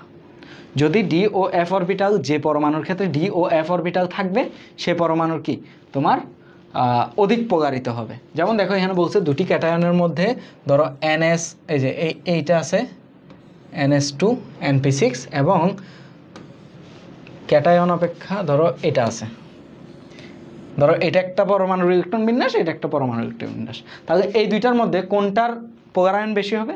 ডেফিনেটলি এই যে ND10, ঠিক আছে, এটার পোলার আয়ন বেশি হবে, কারণ এখানে কি ডি অরবিটালে ইলেকট্রন প্রবেশ করছে। তোমরা দেখবা যে ডি এবং এফ অরবিটালে ইলেকট্রন আছে কিনা। যদি ডি এবং এফ অরবিটালে ইলেকট্রন থাকে তাহলে তার পোলার আয়ন কি হবে? তুলনামূলক বেশি হবে। এটা দিয়ে তেমন একটা প্রশ্ন হয় না, তাই এটা দিয়ে আর ডিটেলস বললাম না। মোটামুটি আমাদের ফাজানের নীতি তোমরা যদি প্রথম দুইটা রুলস ভালো করে পড়ো, এখান থেকে মোটামুটি সব কিছু কমন পেয়ে যাবে, এবং ওইগুলাই মোটামুটি আমাদের সব জায়গায় ইউজ হয় আর কি। ওকে, তো ফাজানের নীতি এতটুকুতেই শেষ। এখন আমরা কিছু জিনিসপত্র পড়বো, কিছু পড়বো আর কি, হ্যাঁ, কিছু ইম্পর্টেন্ট নোট পড়বো। আচ্ছা দেখো, পোলার আয়নের সাথে যৌগের আয়নিক বৈশিষ্ট্য সম্পর্কিত, এটা আমরা জানি। এরপর পোলার আয়ন বেশি হলে যৌগের আয়নিক বৈশিষ্ট্য হ্রাস পায়, এটা এতক্ষণ ধরে অনেকবার বলা হয়ে গেছে। এরপর হ্যালোজেন গ্রুপের সমযোজী বৈশিষ্ট্যের ক্রম কি? এটা তোমাদের কাছে SW দিয়ে দিলাম, তোমরা একটু বাসায় ট্রাই করবা। হ্যালোজেন গ্রুপের সমযোজী বৈশিষ্ট্যের ক্রম একটু আগেও আমি দেখাই দিছি, পুরোটা দেখাই নাই, পুরোটা তোমাদের জন্য SW দিয়ে দিলাম, চেক করে দেখবা। এরপর সমযোজী বৈশিষ্ট্য হ্রাস পাওয়ার সাথে সাথে দ্রবণীয়তা বৃদ্ধি পায়। সমযোজী বৈশিষ্ট্য, আচ্ছা দ্রবণীয়তাটা আমি হয়তো স্কিপ করছিলাম, ওইটা এখন বুঝাই দেই। দেখো, সমযোজী বৈশিষ্ট্য যত বেশি হবে তার আয়নিক বৈশিষ্ট্য তত কম হবে। আর আমরা জানি আয়নিক যৌগ কি পানিতে বেশি দ্রবীভূত হয়। তাহলে যেহেতু তার সমযোজী বৈশিষ্ট্য হ্রাস পাইছে, তার পানিতে দ্রবীভূত হওয়ার ক্ষমতা বেড়ে যাবে, কারণ তার আয়নিক বৈশিষ্ট্য কি পাবে? বৃদ্ধি পাবে। সো এটাও আশা করি বুঝছো। আচ্ছা, তাই ফ্লোরিন সবচেয়ে বেশি পানিতে দ্রবণীয়, ঠিক আছে? তাই ফ্লোরিন কি সবচেয়ে বেশি পানিতে দ্রবণীয়। আচ্ছা, এরপর কার্বন টেট্রাক্লোরাইড হবে CCl4। কার্বন টেট্রাক্লোরাইড অপোলার যৌগ, কারণ এদের তড়িৎ পার্থক্য এত। ঠিক আছে, ক্লোরিনের 3, কার্বনের 2.5, তাহলে তড়িৎ-নাটকতার পার্থক্য কত? 0.5। তো 0.4 এর যদি বড় হয় সেটাকে আমরা বলি কি? অপগার সমযোজী। এরপর ক্লোরিন অণুতে অপগার সমযোজী বন্ধন বিদ্যমান, কারণ কি? ওই সেম কারণ, সেটা হচ্ছে তাদের তড়িৎ-নাটকতার পার্থক্য 0। আচ্ছা, এখানে একটা মিস্টেক আছে, সেটা হচ্ছে অপগার সমযোজী না লিখে আমরা লিখতে পারি বিশুদ্ধ সমযোজী। হ্যাঁ,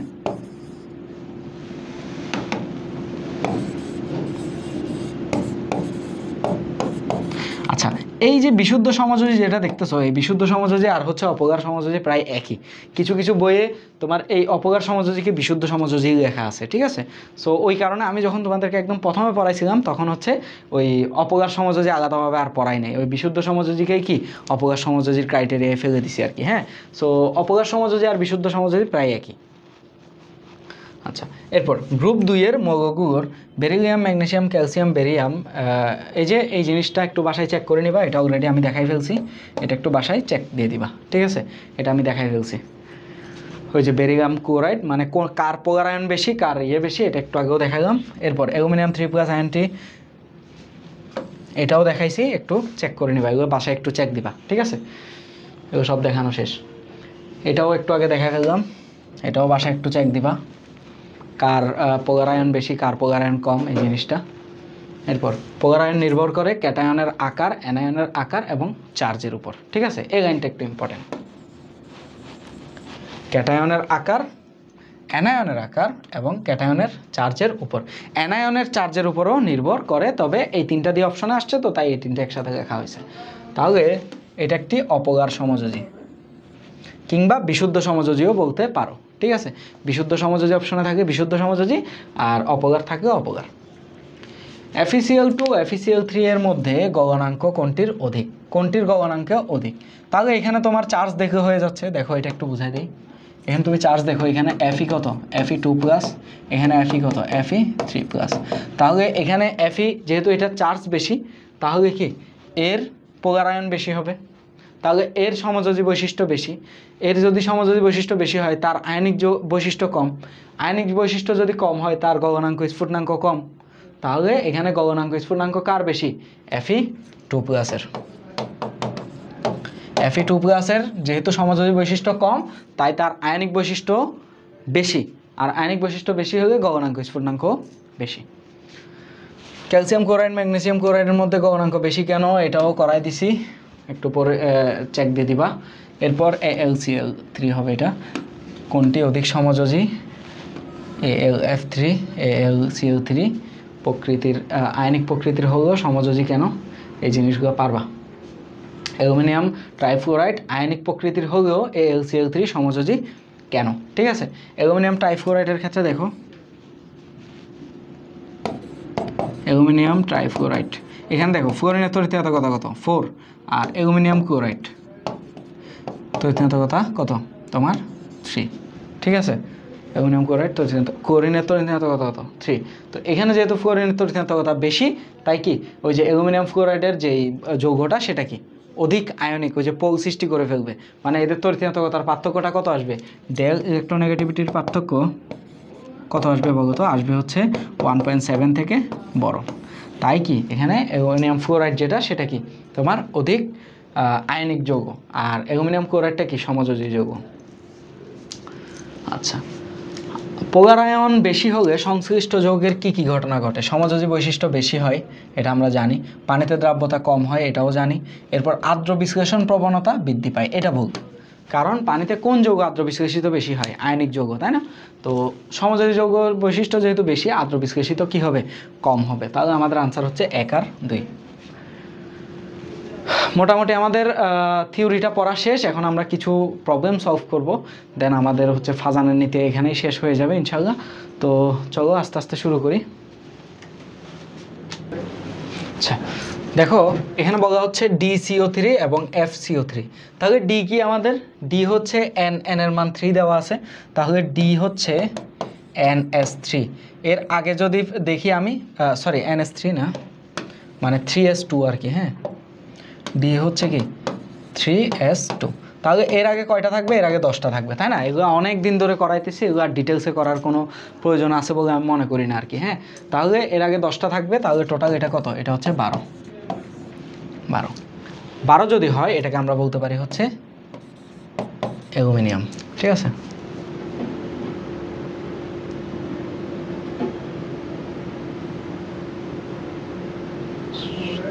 আচ্ছা। এরপর এফ, যেটা এফ কি হবে? এফ হবে n+1 মানে 3 + 4s2। 4s2 যদি হয়, সেটা কি প্রশ্নে কি ভুল আছে কোনো? আচ্ছা, না, ঠিক আছে। এখানে আমাদের অ্যালুমিনিয়াম, এটা তো ম্যাগনেসিয়াম, তাই না? 12 তো ম্যাগনেসিয়াম। আর এদিকে 4s2 মানে কি? 4s2 মানে হচ্ছে আমাদের এদিকে আগে আছে কত? 20, তাহলে কত হবে? 22, সরি, এদিকে আছে 18, মানে আর্গন আছে আর কি। হ্যাঁ, এদিকে আছে আর্গন, তাহলে আর্গন কত? 18, 18-র সাথে কত? 2। ঠিক আছে, তাহলে টোটাল কত? টোটাল এফ মানে বোঝাচ্ছে হচ্ছে ইলেকট্রন সংখ্যা কত? 20 মানে ক্যালসিয়াম। তাহলে এই দুইটা জিনিস, একটা হচ্ছে ম্যাগনেসিয়াম আর একটা হচ্ছে ক্যালসিয়াম। তাহলে একটা হচ্ছে MgCO3, একটা হচ্ছে CaCO3। এই হচ্ছে আমাদের যৌগ, তাই না? এই হচ্ছে আমাদের যৌগ। এখন তোমার যেটা বের করতে হবে সেটা হচ্ছে তোমার কোনটি অধিক তাপে বিয়োজিত হয়, কোনটি অধিক তাপে বিয়োজিত হয়। তাহলে এখানের মধ্যে আমি যেটা বুঝতে পারতেছি সেটা হচ্ছে এই দুইটার মধ্যে কোনটার পোলারায়ন বেশি। তা বের করার জন্য আগে আকারটা বের করতে হবে, তাই না? আকারের ক্রমটা বের করতে হবে। এখানে কার্বনেট বাদ, এটা নিয়ে মাথা ঘামানোর দরকার নাই। এখানে ম্যাগনেসিয়াম 2+ চার্জ একই, ক্যালসিয়ামেরও কত? 2+ চার্জ একই। তাহলে আমার কি আকারের ক্রমটা দেখতে হবে। ঠিক আছে, তাহলে আকার কার বড়? আমরা জানি বিরিয়ানি, মোগলাই, কাবাব সরিয়ে বাটিতে রাখো, এই হচ্ছে গ্রুপ, তাই না? তাহলে ম্যাগনেসিয়ামের আকার ছোট, ক্যালসিয়ামের আকার বড়, তাহলে ক্যালসিয়ামের আকার বড়। আর এটা যেহেতু ক্যাটায়ন, ক্যাটায়নের ক্ষেত্রে আকার যত বড় হবে পোলারায়ন তত কম হবে। তাহলে পোলারায়নের ক্রম কি হবে? উল্টা, Mg2+, আর এদিকে হচ্ছে ক্যালসিয়াম 2+। এটা হচ্ছে পোলারায়নের ক্রম। ওকে, তো আচ্ছা, তো এখানে পোলারায়নের ক্রম হচ্ছে এটা। তো পোলারায়নের ক্রম যদি এটা হয়, আমরা যেটা বলতে পারি সেটা হচ্ছে তোমার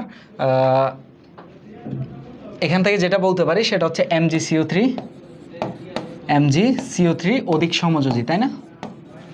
অধিক সমযোজী।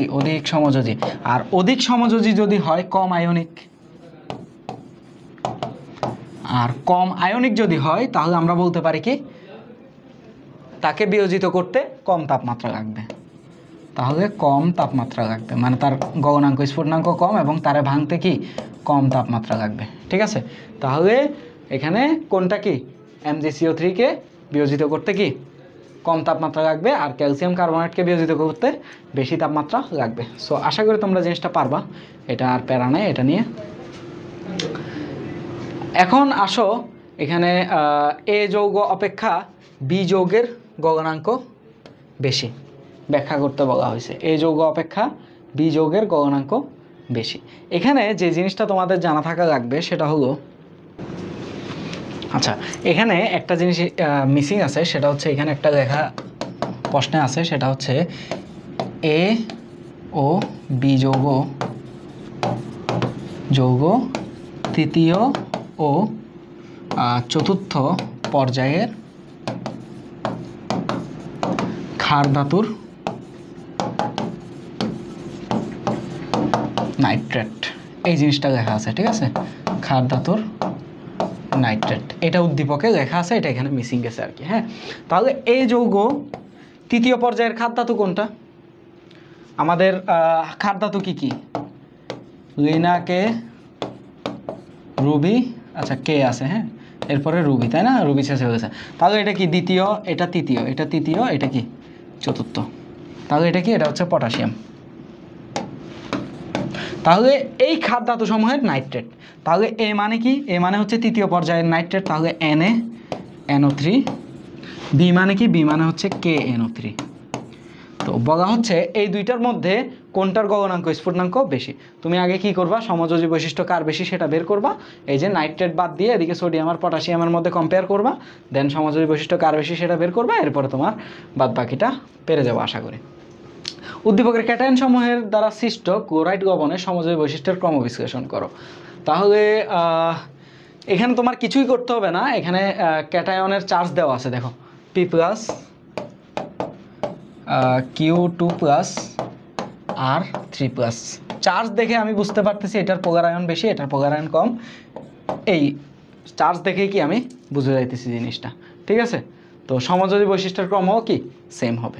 তো এখানে 10টি ইলেকট্রন দেওয়া আছে, আরও কিছু কথাবার্তা বলা আছে, ওইটা দেখে কি তোমরা যৌগটা বানাবা আর কি। হ্যাঁ, যৌগটা বানাই দিবা, এটা তোমাদের জন্য ফিনিশিংটা SW দিয়ে দিলাম, তোমরা কি এটা ফিনিশিং করে নিবা। ওকে, সো এটা আহামরি কঠিন কিছু না, পারবা আশা করি। 10টা ইলেকট্রন দিবা, দেন এখান থেকে একটা ইলেকট্রন বের হয়ে গেলে কি 9টা ইলেকট্রন, 9টা ইলেকট্রন কার, ফ্লোরিনের, ঠিক আছে। সো এগুলো পারবা।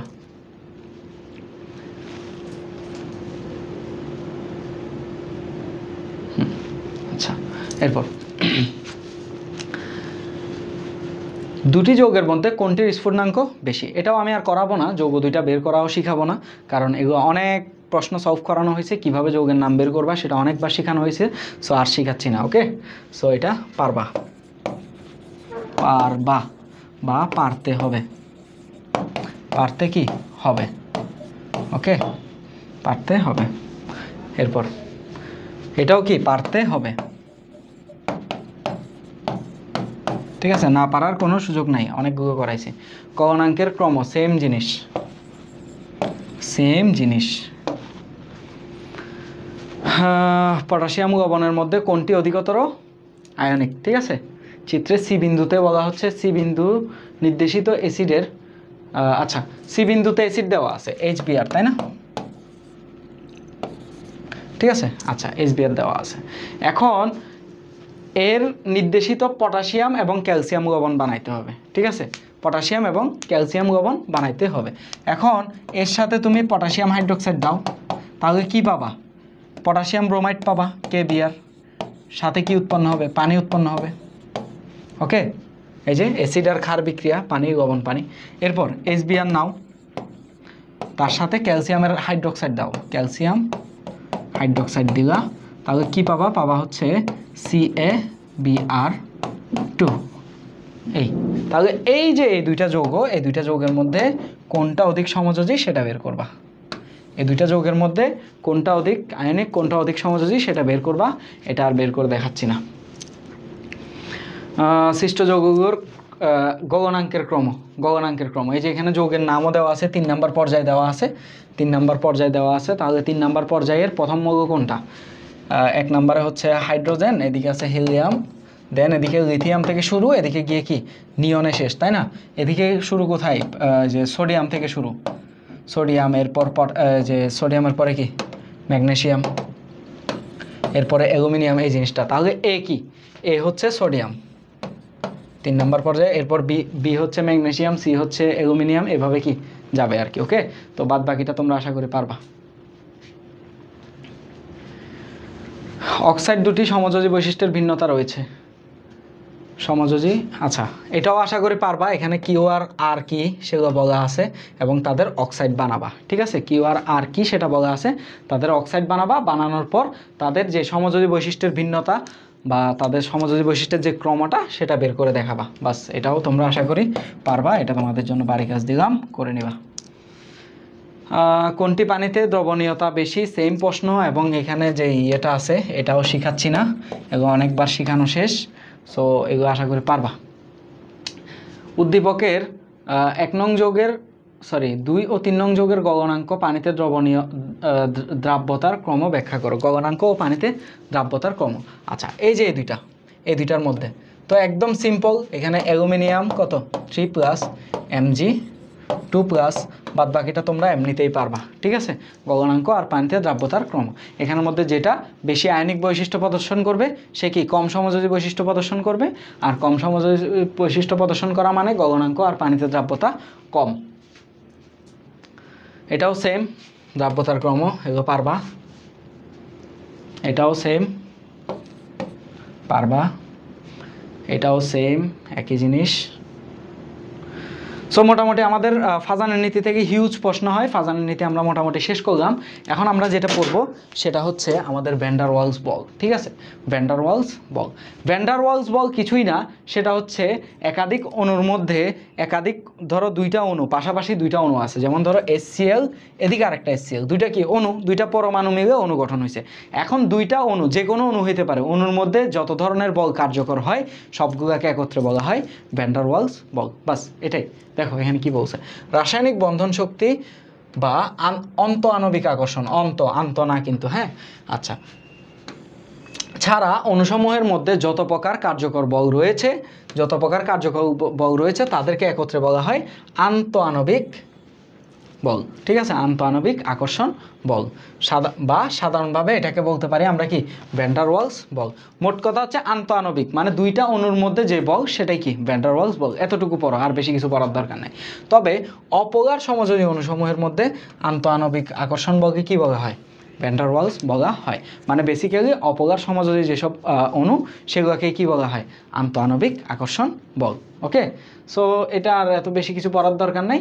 এটা কি বেসিক্যালি ভ্যান ডার ওয়ালস বল কি, ভ্যান ডার ওয়ালস বল হচ্ছে আন্ত আণবিক যে আকর্ষণ বল, দুইটা অণুর মধ্যে যে বল একটা বল কাজ করে সেই বলটা কি ভ্যান ডার ওয়ালস বল। ঠিক আছে, তো এখন আসো হাইড্রোজেন বন্ধন, এটাও কি one kind of van der Waals বল। সো হাইড্রোজেন বন্ধন নিয়ে একটু পড়াশোনা করব। দেখো হাইড্রোজেন বন্ধনের জন্য যেটা তোমার লাগবে সেটা হচ্ছে এই যে FON ফন, হ্যাঁ FON এর সাথে হাইড্রোজেনের যদি কোনো মানে হাইড্রোজেনের আশেপাশে যদি FON এর যে কোনো একটা পাও তাহলে সেটা কি, সেটা হচ্ছে তোমার হাইড্রোজেন বন্ধন তৈরি করবে। ঠিক আছে, এটা একটু মাথায় রাখবা। FON এর আশেপাশে যদি হাইড্রোজেন দেখো তাহলে ওদের মধ্যে কি থাকবে, হাইড্রোজেন বন্ধন তৈরি করবে। যেমন দেখো এখানে পানি, আচ্ছা এই যে চিত্রটা এমনভাবে দিছে বোঝা যাচ্ছে না, ধরো পানি, হ্যাঁ পানিকে যদি আমি এভাবে লিখতে পারি চাইলে হাইড্রোজেন অক্সিজেন, এখানে একটা হাইড্রোজেন, তাই না, এভাবে লিখতে পারি।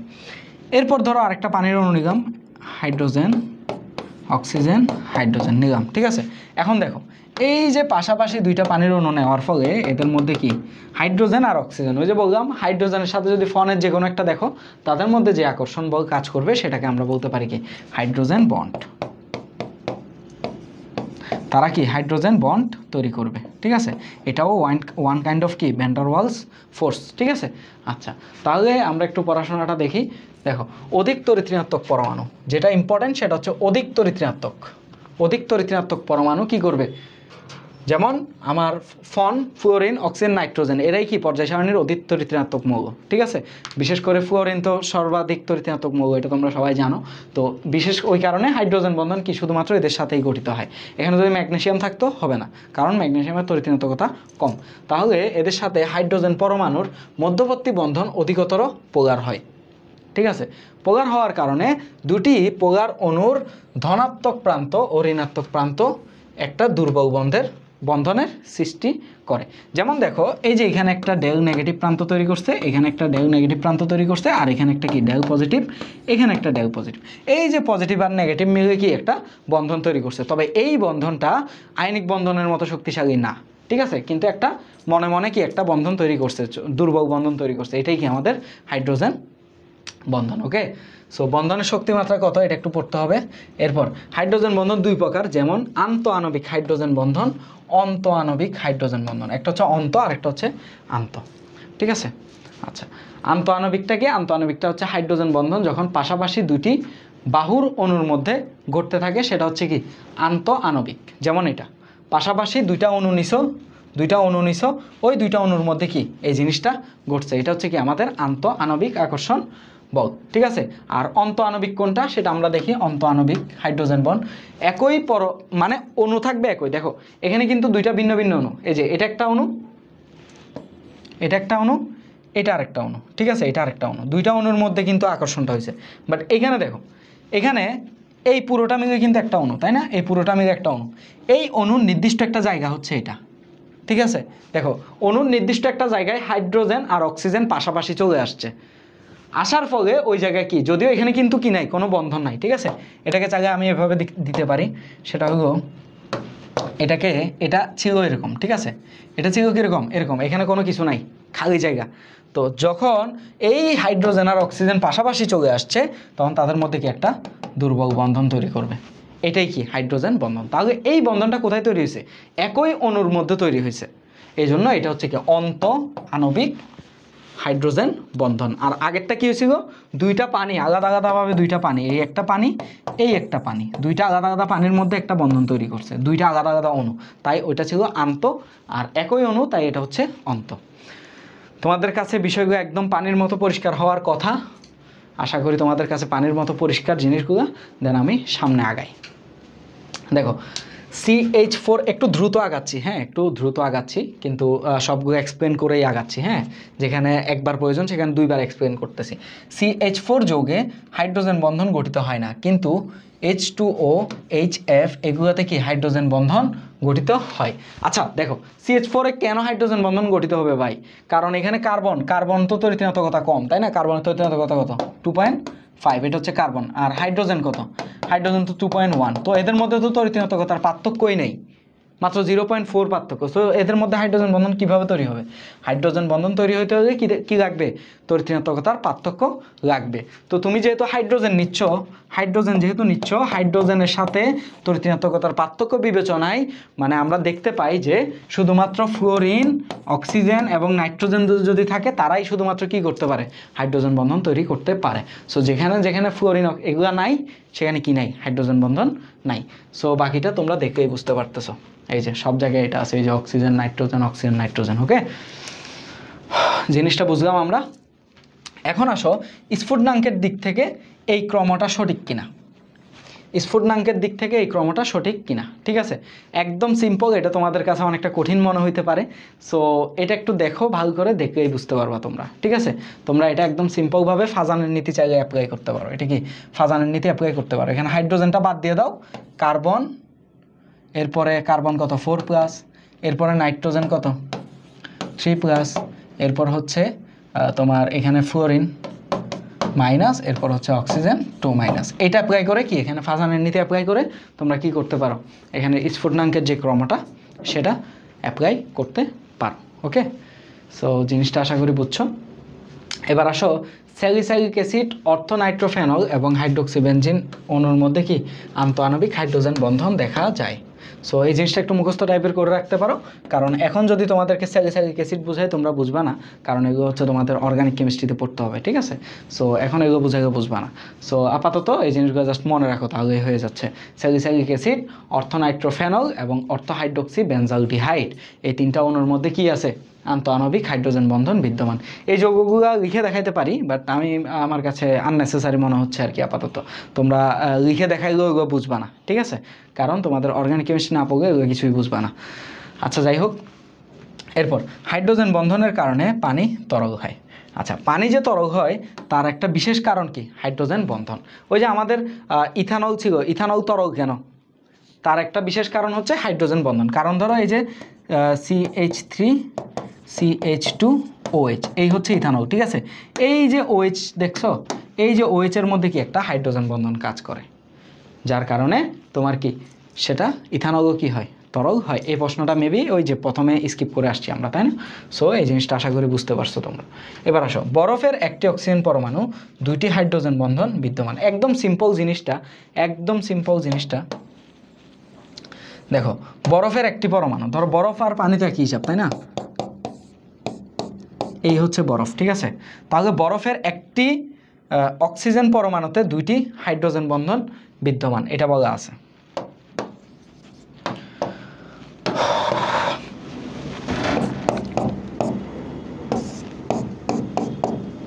তাহলে সে কি করতে পারবে?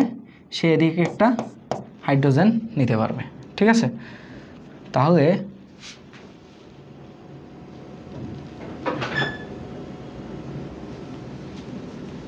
আচ্ছা, এখানে একটি হবে, এটা দুইটি না, এটা হবে একটি। হ্যাঁ, বরফের একটি পরমাণুতে একটি হাইড্রোজেন বন্ধন বিদ্যমান। ওই যে সে পানি যেহেতু আরেকটা পানির সাথে মিলিত হচ্ছে, তাহলে সে কি করতে পারতেছে? একটা হাইড্রোজেন বন্ধন এখানে তৈরি করতে পারতেছে।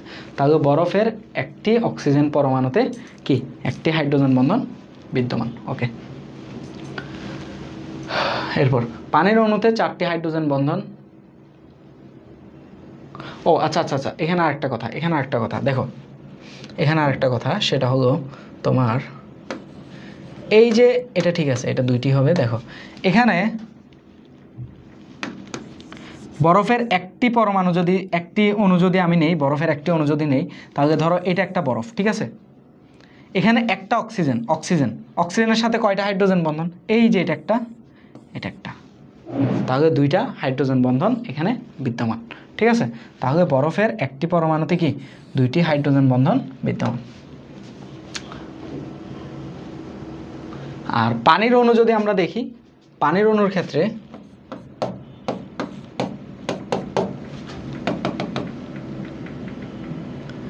এই যে এদিকে একটা হাইড্রোজেন, আর এই যে হাইড্রোজেনটা আছে এটা কি করবে, এটা আরেকটা অক্সিজেনের সাথে যুক্ত হবে, ঠিক আছে। আরেকটা অক্সিজেনের সাথে সে যুক্ত হইতে পারবে। তাহলে এখানে দেখো কয়টা বন্ধন আমরা দেখতে পাচ্ছি, এই যে 1টা 2টা 3টা 4টা, তাহলে 4টা কি আমরা হাইড্রোজেন বন্ধন দেখতে পাই। এরপর হাইড্রোজেন ফ্লোরাইডের মধ্যে একটি হাইড্রোজেন বন্ধন, এগুলোর মধ্যে একটি, এগুলো তোমরা একটু করে দেখিও, তাহলে আশা করি বুঝতে পারবা জিনিসটা। এরপর অক্সিজেন ও সালফার মৌল দ্বারা গঠিত হাইড্রাইড যৌগদ্বয় ভৌত অবস্থায় ভিন্ন, তাদের ভৌত অবস্থা ভিন্ন। কারণ কি? কারণ হচ্ছে দেখো এই যে পানি যেটা, এটাতে কি থাকে? হাইড্রোজেন বন্ড থাকে, এটাতে কি থাকে? হাইড্রোজেন বন্ড থাকে, বাট এখানে কি নাই? হাইড্রোজেন বন্ড নাই, ঠিক আছে। তো হাইড্রোজেন বন্ড যদি থাকে তাহলে সে কি তরল, আর সে কি হাইড্রোজেন সালফাইড যেটা, সেটা তরল না, সেটা কি গ্যাস, ঠিক আছে। সো এটাই বুঝাইছে এখানে এদের ভৌত অবস্থা কি হয়? ভিন্ন হয় বন্ধনের কারণে। যেহেতু এখানে হাইড্রোজেন বন্ধন আছে তাই এটা কি তরল, আর যেহেতু এখানে হাইড্রোজেন বন্ধন নাই তাই এটা গ্যাস। ওকে, এটা নিয়ে আমাদের সামনেও কোয়েশ্চন আছে। এরপর হাইড্রোজেন বন্ধন শরীরের মেটাবলিজমে অংশগ্রহণ করে, এটা একটু ইম্পর্টেন্ট পড়া, এটা একটু মনে রাখবা। এরপর ইথানোয়িক অ্যাসিড ডাইমার 2টি হাইড্রোজেন বন্ধন বিদ্যমান। ইথানোয়িক অ্যাসিডের যে ডাইমার সেখানে 2টা হাইড্রোজেন বন্ধন বিদ্যমান।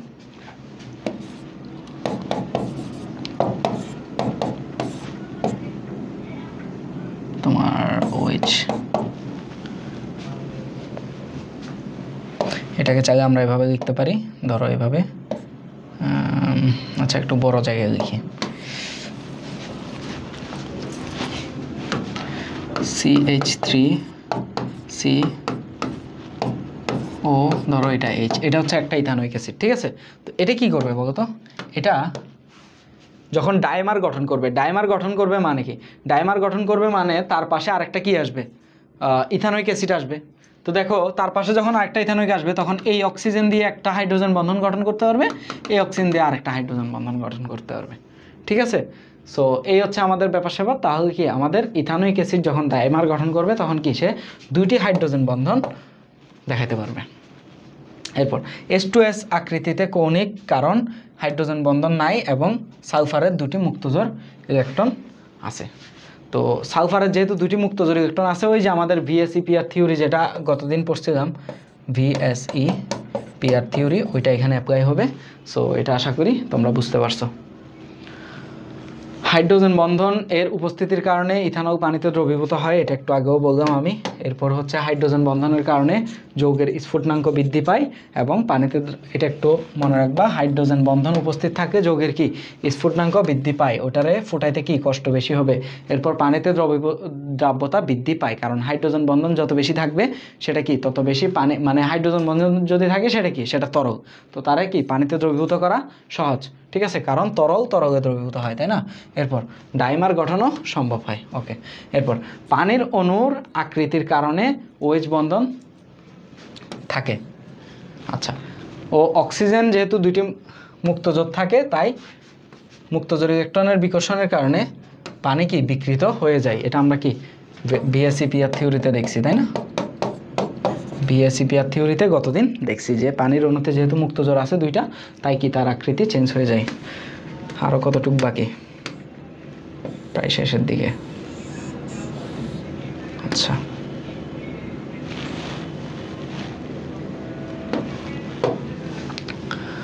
উদ্দীপকে x Q x O Q এবং ওয়াই ও কিউ এবং জেড ও কিউ মৌল দ্বারা গঠিত যৌগগুলোর পানিতে দ্রাব্যতার ক্রম বিশ্লেষণ করো, তাই না? আচ্ছা, তো পানিতে দ্রাব্যতা, আচ্ছা এটা তো আমরা করে ফেলছি।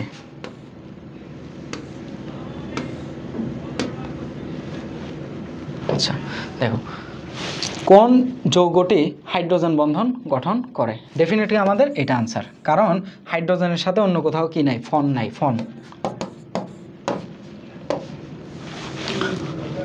এটা আমরা একটু আগে দেখছি দুইটি।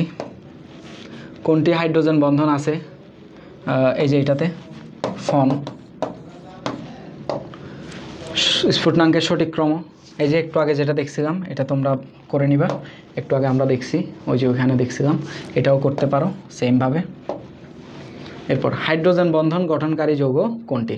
হাইড্রোজেন বন্ধন গঠনকারী যৌগ কোনটি? দেখো এখানে ওই যে হাইড্রোজেনের সাথে অক্সিজেন থাকতে হবে, তাহলে এটা হচ্ছে আমাদের হাইড্রোজেন বন্ধন। বাকি কোথাও দেখো হাইড্রোজেনের সাথে কি নাই, অক্সিজেন নাই। হাইড্রোজেন বন্ধন গঠিত হয় এই যে এটা।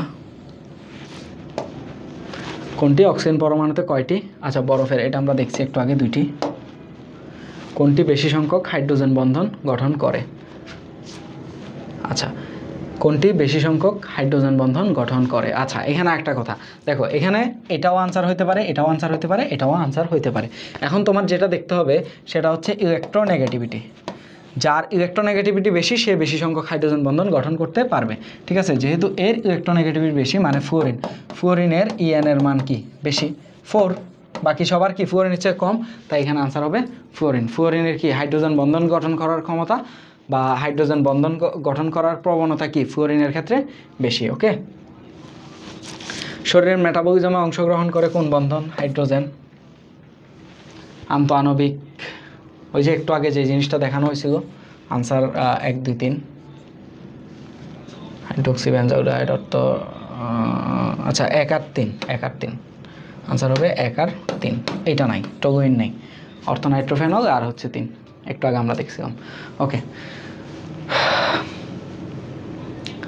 তাহলে এর স্ফুটনাঙ্ক বেশি কেন? এখানে স্ফুটনাঙ্ক বেশি কেন? কারণ হচ্ছে একটাতে হাইড্রোজেন বন্ধনের উপস্থিতি থাকবে আর একটাতে থাকবে না। ঠিক আছে, এটা তোমরা SW করে নিবা, এটা তোমরা SW করে নিবা। যেটাতে হাইড্রোজেন বন্ধন আছে তোমরা একটু বসাবা, বসানোর পরে দেখতে পাবা কোনটা কি, দেখা যাবে একটাতে কি আছে, হাইড্রোজেন বন্ধন আছে। যেটাতে কিনা হাইড্রোজেন বন্ধন আছে তার কি স্ফুটনাঙ্ক গণনাঙ্ক বেশি হবে। আমরা একটু আগে দেখে আসছি হাইড্রোজেন বন্ধনের উপস্থিতি কি করবে, স্ফুটনাঙ্ক বাড়াবে। অর্থাৎ এখান থেকে আমরা যেটা বুঝতে পারি সেটা হচ্ছে A to D, মানে এটা পানি বোঝানো হচ্ছে হয়তো বা পানি। এই পানির কি থাকবে, স্ফুটনাঙ্ক বেশি থাকবে। কেন? কারণ পানিতে হাইড্রোজেন বন্ধন আছে। আচ্ছা, এই যে আমাদের স্ফুটনাঙ্কের যে ক্রমটা, এই ক্রমটা একটু ব্যাখ্যা করতে বলা হয়েছে। দেখো এখানে পর্যায় দেওয়া আছে। পর্যায় কত? পর্যায় হচ্ছে 3 নাম্বার। আর গ্রুপ কত? হ্যালোজেন বলা হয়েছে, তাই না? হ্যালোজেন বলা হয়েছে।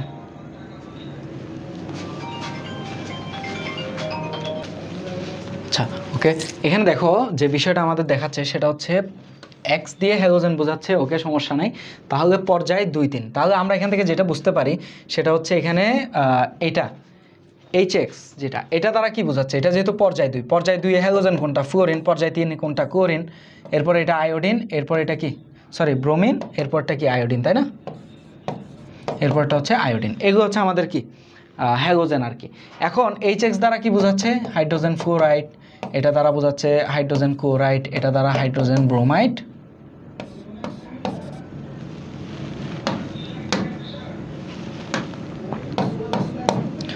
ব্রোমাইড, এটা দ্বারা বোঝাচ্ছে হাইড্রোজেন আয়োডাইড। ওকে, আচ্ছা এতটুকু আমরা বুঝলাম। এখন আমাদের এই যে চিত্রটা তোমরা দেখতে পাচ্ছ না, এই চিত্রটা হওয়ার কথা ছিল এরকম, তাই না? এই চিত্রটা হওয়ার কথা ছিল এরকম, মানে নিচ থেকে উপরে বাড়তেছে। বাট এইখানে এটার গলনাঙ্ক স্ফুটনাঙ্ক বেশি হইল কেন? এটা তোমরা যদি ব্যাখ্যা করতে পারো এটার আনসার শেষ। এটার গলনাঙ্ক স্ফুটনাঙ্ক কেন বেশি? এটা মানে কি? এটা মানে হচ্ছে হাইড্রোজেন ফ্লোরাইড। তাহলে দেখো হঠাৎ করে চিত্রটা হওয়ার কথা ছিল এরকম, বাট হঠাৎ করে প্রথমটা যেটা ওর গলনাঙ্ক স্ফুটনাঙ্ক কিন্তু বেশি। ঠিক আছে, যার কারণে চিত্রটা কি হয়ে গেছে, একটু অ্যাবনর্মাল হয়ে গেছে। তো এখানে এই যে হাইড্রোজেন ফ্লোরাইডের অ্যাবনর্মাল গলনাঙ্ক স্ফুটনাঙ্ক কেন, এটা ব্যাখ্যা করতে পারলে হয়ে যাচ্ছে। তাহলে হাইড্রোজেন ফ্লোরাইডে আমরা জানি কি হাইড্রোজেন বন্ড থাকে, তাই তার গগনাঙ্ক, আচ্ছা স্ফুটনাঙ্কের কথা বলছো না, স্ফুটনাঙ্ক বেশি, তাই তার কি স্ফুটনাঙ্ক বেশি। ওকে, সো এটা ব্যাখ্যা করে দিবা, তাহলে হয়ে যাচ্ছে। তাহলে হাইড্রোজেন ফ্লোরাইডের যে হাইড্রোজেন বন্ডটা সেটা হচ্ছে এরকম, এখানে একটা ফ্লোরিন দাও, এখানে একটা হাইড্রোজেন দাও, এখানে একটা ফ্লোরিন দাও। আচ্ছা একটু ছোটো করে দেখি, হাইড্রোজেন দিলা, একটা ফ্লোরিন দিলা, আরেকটা হাইড্রোজেন, আরেকটা ফ্লোরিন, আরেকটা হাইড্রোজেন, আরেকটা ফ্লোরিন। আচ্ছা এই যে এটা একটা হাইড্রোজেন ফ্লোরাইড, এটা একটা, তিনটা হাইড্রোজেন ফ্লোরাইড আমি পাশাপাশি নিলাম, ঠিক আছে। যখন পাশাপাশি নিব তখন যেটা দেখা যাবে সেটা হচ্ছে এটার মধ্যে একটা হাইড্রোজেন বন্ড, এটার মধ্যে একটা হাইড্রোজেন বন্ড দেখা যাবে। তাহলে যেহেতু এদের মধ্যে হাইড্রোজেন বন্ড তৈরি হয়, তাই কি তার গগনাঙ্ক স্ফুটনাঙ্ক স্বাভাবিকের তুলনায় বেশি হওয়ার কথা ছিল নিচে, হয়ে গেছে উপরে। সো এটা আশা করি বুঝছো তোমরা। ডট চিহ্ন বন্ধনের দ্রাব্যতাকে কিভাবে প্রভাবিত করে, মানে হাইড্রোজেন বন্ধন, এটা দ্বারা কি বোঝাচ্ছে হাইড্রোজেন বন্ধন, তাই না, ওই যে পানির অণু পাশাপাশি লিখে। তো এটা কিভাবে দ্রাব্যতাকে প্রভাবিত করে, তো এটা আশা করি পারবা তোমরা। এটা কি, এটা একটা আন্তঃআণবিক আকর্ষণ বল ব্যাখ্যা করতে বলা হয়েছে। আন্তঃআণবিক, আন্ত লিখছে, আন্ত মানে কি দুইটা ভিন্ন ভিন্ন অণুর মধ্যে যেটা, সেটা আন্ত, ঠিক আছে। তাহলে আন্তঃআণবিক আকর্ষণ বল। স্ফুটনাঙ্ক বেশি কেন, ওই যে পানির যে বিষয়টা একটু আগে যেটা বললাম, পানি সেম জিনিস, এটা পারবা। ভৌত অবস্থার ভিন্নতা, ওই যে সেম জিনিস, একটা গ্যাস, এটা একটা হচ্ছে H2S ভার্সেস H2O, একদম প্রথমে বলে দিছি কেন, কারণ এটা হচ্ছে এই যে হাইড্রোজেন বন্ধন আছে, বাট এটাতে কোনো হাইড্রোজেন বন্ধন নাই। তো মোটামুটি সব কিছু পারবা আশা করি। এখন দেখো আমাদের সর্বশেষ যে টপিকটা, সেটা হচ্ছে অজৈব যৌগের নামকরণ, ঠিক আছে। অজৈব যৌগ তুমি কিভাবে নামকরণ করবা, এটা দেখার জন্য তোমার জেনারেল একটা রুল আছে, ঠিক আছে। জেনারেল একটা রুল আছে, সেটা কি, সেটা হচ্ছে মূল নামটা বসাবা, এরপরে চার্জের সংখ্যা বসাবা, এরপর হচ্ছে আয়নটা বসাবা, ঠিক আছে। মূল নামটা বসাবা, এরপর হচ্ছে চার্জের সংখ্যা বসাবা, এরপর হচ্ছে আয়ন বসাবা। কাদের ক্ষেত্রে, মনো অ্যাটমিক আয়নের ক্ষেত্রে, ঠিক আছে, মনো অ্যাটমিক আয়নের ক্ষেত্রে। এখন মনো অ্যাটমিক আয়ন কি, একটা হচ্ছে মনো অ্যাটমিক আয়ন ক্যাটায়ন, আর একটা হচ্ছে পলি অ্যাটমিক ক্যাটায়ন, দুইটা জিনিস। মনো অ্যাটমিক ক্যাটায়ন মানে যাদের, দেখো মনো অ্যাটমিক ক্যাটায়ন মানে কি, যারা কিনা একটা অ্যাটম নিয়ে ক্যাটায়ন তৈরি করছে, তারা হচ্ছে মনো অ্যাটমিক। যেমন দেখো এখানে NH4+, এখানে নাইট্রোজেনও আছে, এই 4টা নিচে হবে, হ্যাঁ এই 4টা নিচে হবে, এই 4টা কোথায় হবে, এটা হবে নিচে, NH4+। তাহলে দেখো এটাও সেম। আচ্ছা এগুলো একটু টাইপিং মিস্টেক হয়েছে,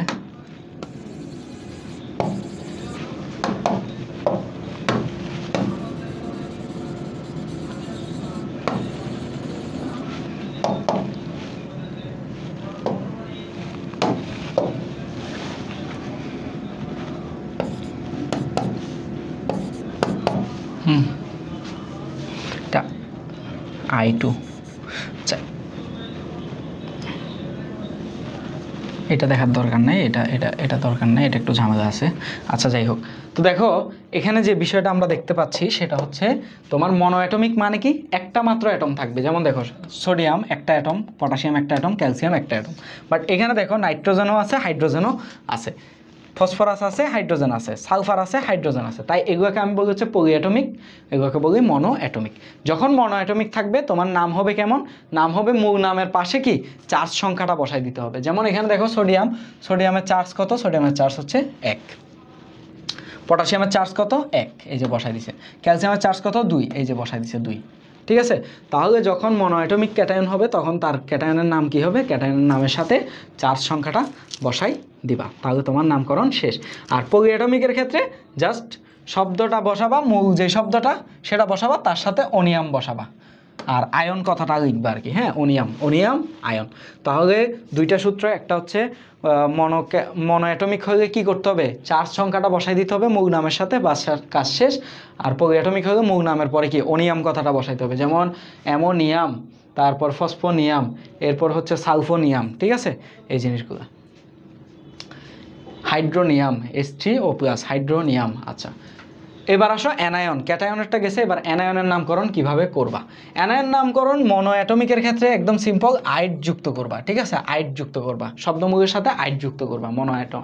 যেমন দেখো হাইড্রাইট, H minus hydride, OH minus হবে, এটা OH মাইনাস হাইড্রাইড। হ্যাঁ, এরপর অক্সিজেন 2 মাইনাস অক্সাইড, এরপর হচ্ছে তোমার P3 মাইনাস ফসফাইড। তাহলে কি যুক্ত করব আমরা?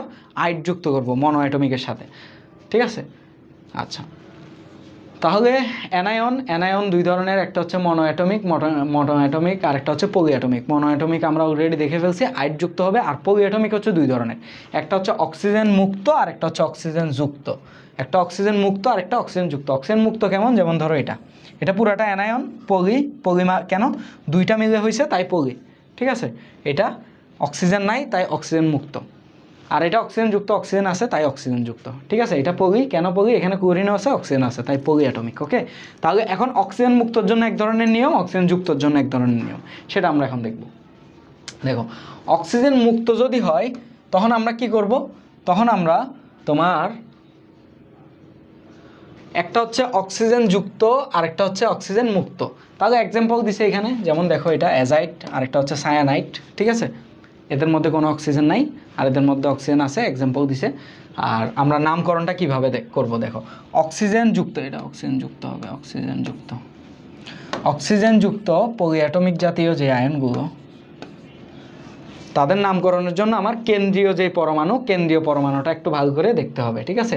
কেন্দ্রীয় পরমাণুটা একটু ভালো করে দেখতে হবে। কেন্দ্রীয় পরমাণুর উপর ডিপেন্ড করবে যে তাদের নাম কি হবে। যেমন দেখো, কেন্দ্রীয় পরমাণুর যে জারণ সংখ্যা সেটার মান যদি +1 হয় তাহলে আমার প্রথমে বসবে হাইপা, এরপর বসবে মূল শব্দ, এরপর বসবে এট।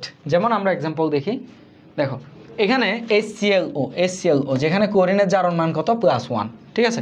জারণ মান বের করা নিশ্চয়ই তোমরা জানো, এটা আর নতুন করে শেখাচ্ছি না। তাহলে কেন্দ্রীয় পরমাণুর জারণ সংখ্যা যখন +1 তখন নাম কি হবে? হাইপা বসবে, মূল শব্দ বসবে, এরপর আস অ্যাসিড কথাটা বসবে, ঠিক আছে। তাহলে হাইপো বসছে, যেহেতু জারণ সংখ্যা 1। মূল শব্দ কি এখানে? মূল শব্দ কি এখানে? কেন্দ্রীয় পরমাণু কোনটা? ক্লোরিন। তাহলে মূল শব্দ আসবে ক্লোরো কথাটা আসবে, ক্লোরোর পরে কি বসবে? আস কথাটা বসবে, তাহলে ক্লোরাস হয়ে গেছে, ক্লোরাস অ্যাসিড। তাহলে হাইপো ক্লোরাস অ্যাসিড। যেমন দেখো হাইপো ব্রোমাস অ্যাসিড, এই যে হাইপো কেন আসছে? 1-এর জন্য, এরপর কেন্দ্রীয় পরমাণু ব্রোমিন, তাই ব্রোমো কথাটা আসছে, আর আস যুক্ত হয়েছে, ব্রোমাস হয়ে গেছে, এরপর অ্যাসিড, ঠিক আছে। Hypo bromous acid. একইভাবে হাইপো আয়োডাস, হাইপো নাইট্রাস, ঠিক আছে। সো এটা আশা করি বুঝছো। দেন আসো, যখন 3 অথবা 4 হবে কেন্দ্রীয় পরমাণুর জারণ সংখ্যা যখন, তাহলে তোমার প্রথমে কিন্তু জারণ সংখ্যা বের করে দেখতে হবে। অক্সো অ্যাসিড যদি দেখো তাহলে কি তোমার মানে প্রথমে জারণ সংখ্যাটা বের করে দেখতে হবে, দেন তুমি ওটার নামকরণ করতে পারবা। তাহলে যদি 3-4 হয় তখন ATE বসবে, 5-6 হলেও কি ATE বসবে, ঠিক আছে। তাহলে দেখো আমরা কিছু এক্সাম্পল দেখি, যেমন যখন 3-4, যেমন HClO2, এটা একটু বাসায় জারণ সংখ্যা বের করে দেখিও, দেখবা কি এর জারণ সংখ্যা কত হবে? +3 হবে। তাহলে এটাকে আমরা বলি কি? এটাকে আমরা বলি হচ্ছে ক্লোরাস অ্যাসিড, ঠিক আছে। আচ্ছা, এখানে এটি না, এটা হচ্ছে আস কথাটা যুক্ত হবে, আস অ্যাসিড, এটাতে যুক্ত হবে আস। হ্যাঁ, আস যুক্ত হবে। ক্লোরাস অ্যাসিড, ব্রোমাস অ্যাসিড, ঠিক আছে। ক্লোরাস অ্যাসিড, ব্রোমাস অ্যাসিড, জারণ সংখ্যা যখন 3-4 তখন কি শব্দমুখের শেষে যুক্ত হবে আস অ্যাসিড, ওকে। এরপর আচ্ছা, বাকিগুলো এখানে এক্সাম্পল দেওয়া হয় নাই। তাহলে যখন তোমার কেন্দ্রীয় পরমাণুর জারণ সংখ্যা যখন কি হবে? যখন তোমার +7 হবে তখন পার ক্লোরেট এরকম বসবে আর কি। যেমন আমরা লিখতে পারি HClO4, এটার জারণ সংখ্যা কত? এটার জারণ সংখ্যা হচ্ছে +7, ক্লোরিনের জারণ সংখ্যা কত? +7, একটু বের করে দেখিও। তাহলে এটার নাম আমরা কি লিখতে পারি? এটার নাম লিখতে পারি perchloric acid, perchloric acid, okay. এক্সাম্পলটা দেয় না, এক্সাম্পলটা আমি দিয়ে দিলাম। তাহলে এটা কি? Perchloric acid, perchloric acid. So আশা করি বুঝতে পারছো, তোমাদের মোটামুটি নামকরণও শেষ। এখন আসলে আমরা কিছু এক্সাম্পল দেখি। অক্সাইডের সংকেত কোনটা? অক্সাইডের সংকেত হচ্ছে এটা, এটা একদম ছোট বাচ্চাদের পড়াশোনা, এটা পারবা। এরপর গোবার গবনের সংকেত কোনটা? এটা একদম মুখস্থ থাকতে হবে, Na2SO4 10H2O, ঠিক আছে। এটা খুবই ইম্পর্টেন্ট, এটা মুখস্থ থাকতে হবে। নিচের অ্যাসিডগুলোর মধ্যে কোনটি হাইপো অ্যাসিড? তাহলে হাইপো কোনটা? যার জারণ মান কত? +1, সেই কি হাইপো অ্যাসিড, ঠিক আছে। যার জারণ মান +1 সেই কি হাইপো অ্যাসিড। যার জারণ মান +1 সেই কি হাইপো অ্যাসিড। এখান থেকে জারণ মান বের করে দেখবা, যার জারণ মান +1 সেই কি হাইপো অ্যাসিড। যেমন আমি একটা আন্দাজ করে বের করি, যেমন এটার মেবি জারণ মান 1 হবে, যেমন দেখি কেন্দ্রীয় পরমাণু আর কি ফসফরাসের। তাহলে এটার যদি জারণ মান বের করি কত আসবে, 1 × 3 প্লাস ফসফরাসকে আমি x ধরলাম এবং অক্সিজেন কত -2 × 2, ঠিক আছে। হ্যাঁ এটারই 1। আচ্ছা তাহলে এখান থেকে যদি =0, তাই না, =0, তাহলে এখান থেকে যদি আমি জারণ মান বের করি 3 + x কি হয় রে ভাই, 3 + x -2, এই যে এই -2, তাহলে সরি -4, বোর্ড ডিস্টার্ব করে, -4 =0। তাহলে এখান থেকে x সমান লিখতে পারি কত, +1, তাহলে এখানে আনসার হবে এটা। এখানে +1 কার যোজনী, এর যোজনী +1, তাই এর নাম কি হাইপো অ্যাসিড। মোটামুটি শেষ এখানেই ওভারঅল। তাহলে তোমাদের মৌলের পর্যাবৃত্ত ধর্ম শেষ।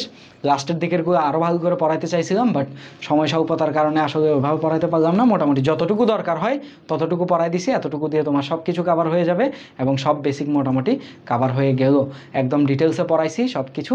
হ্যাঁ, প্রথম দিকের কয়েকটা ক্লাসের স্লাইডে একটু ঝামেলা ছিল, যার কারণে কয়েকটা ইনফরমেটিভ পড়াতে একটু গরমিল হয়েছিল, এগুলো তোমরা একটু অ্যাডজাস্ট করে নিবা, ঠিক আছে।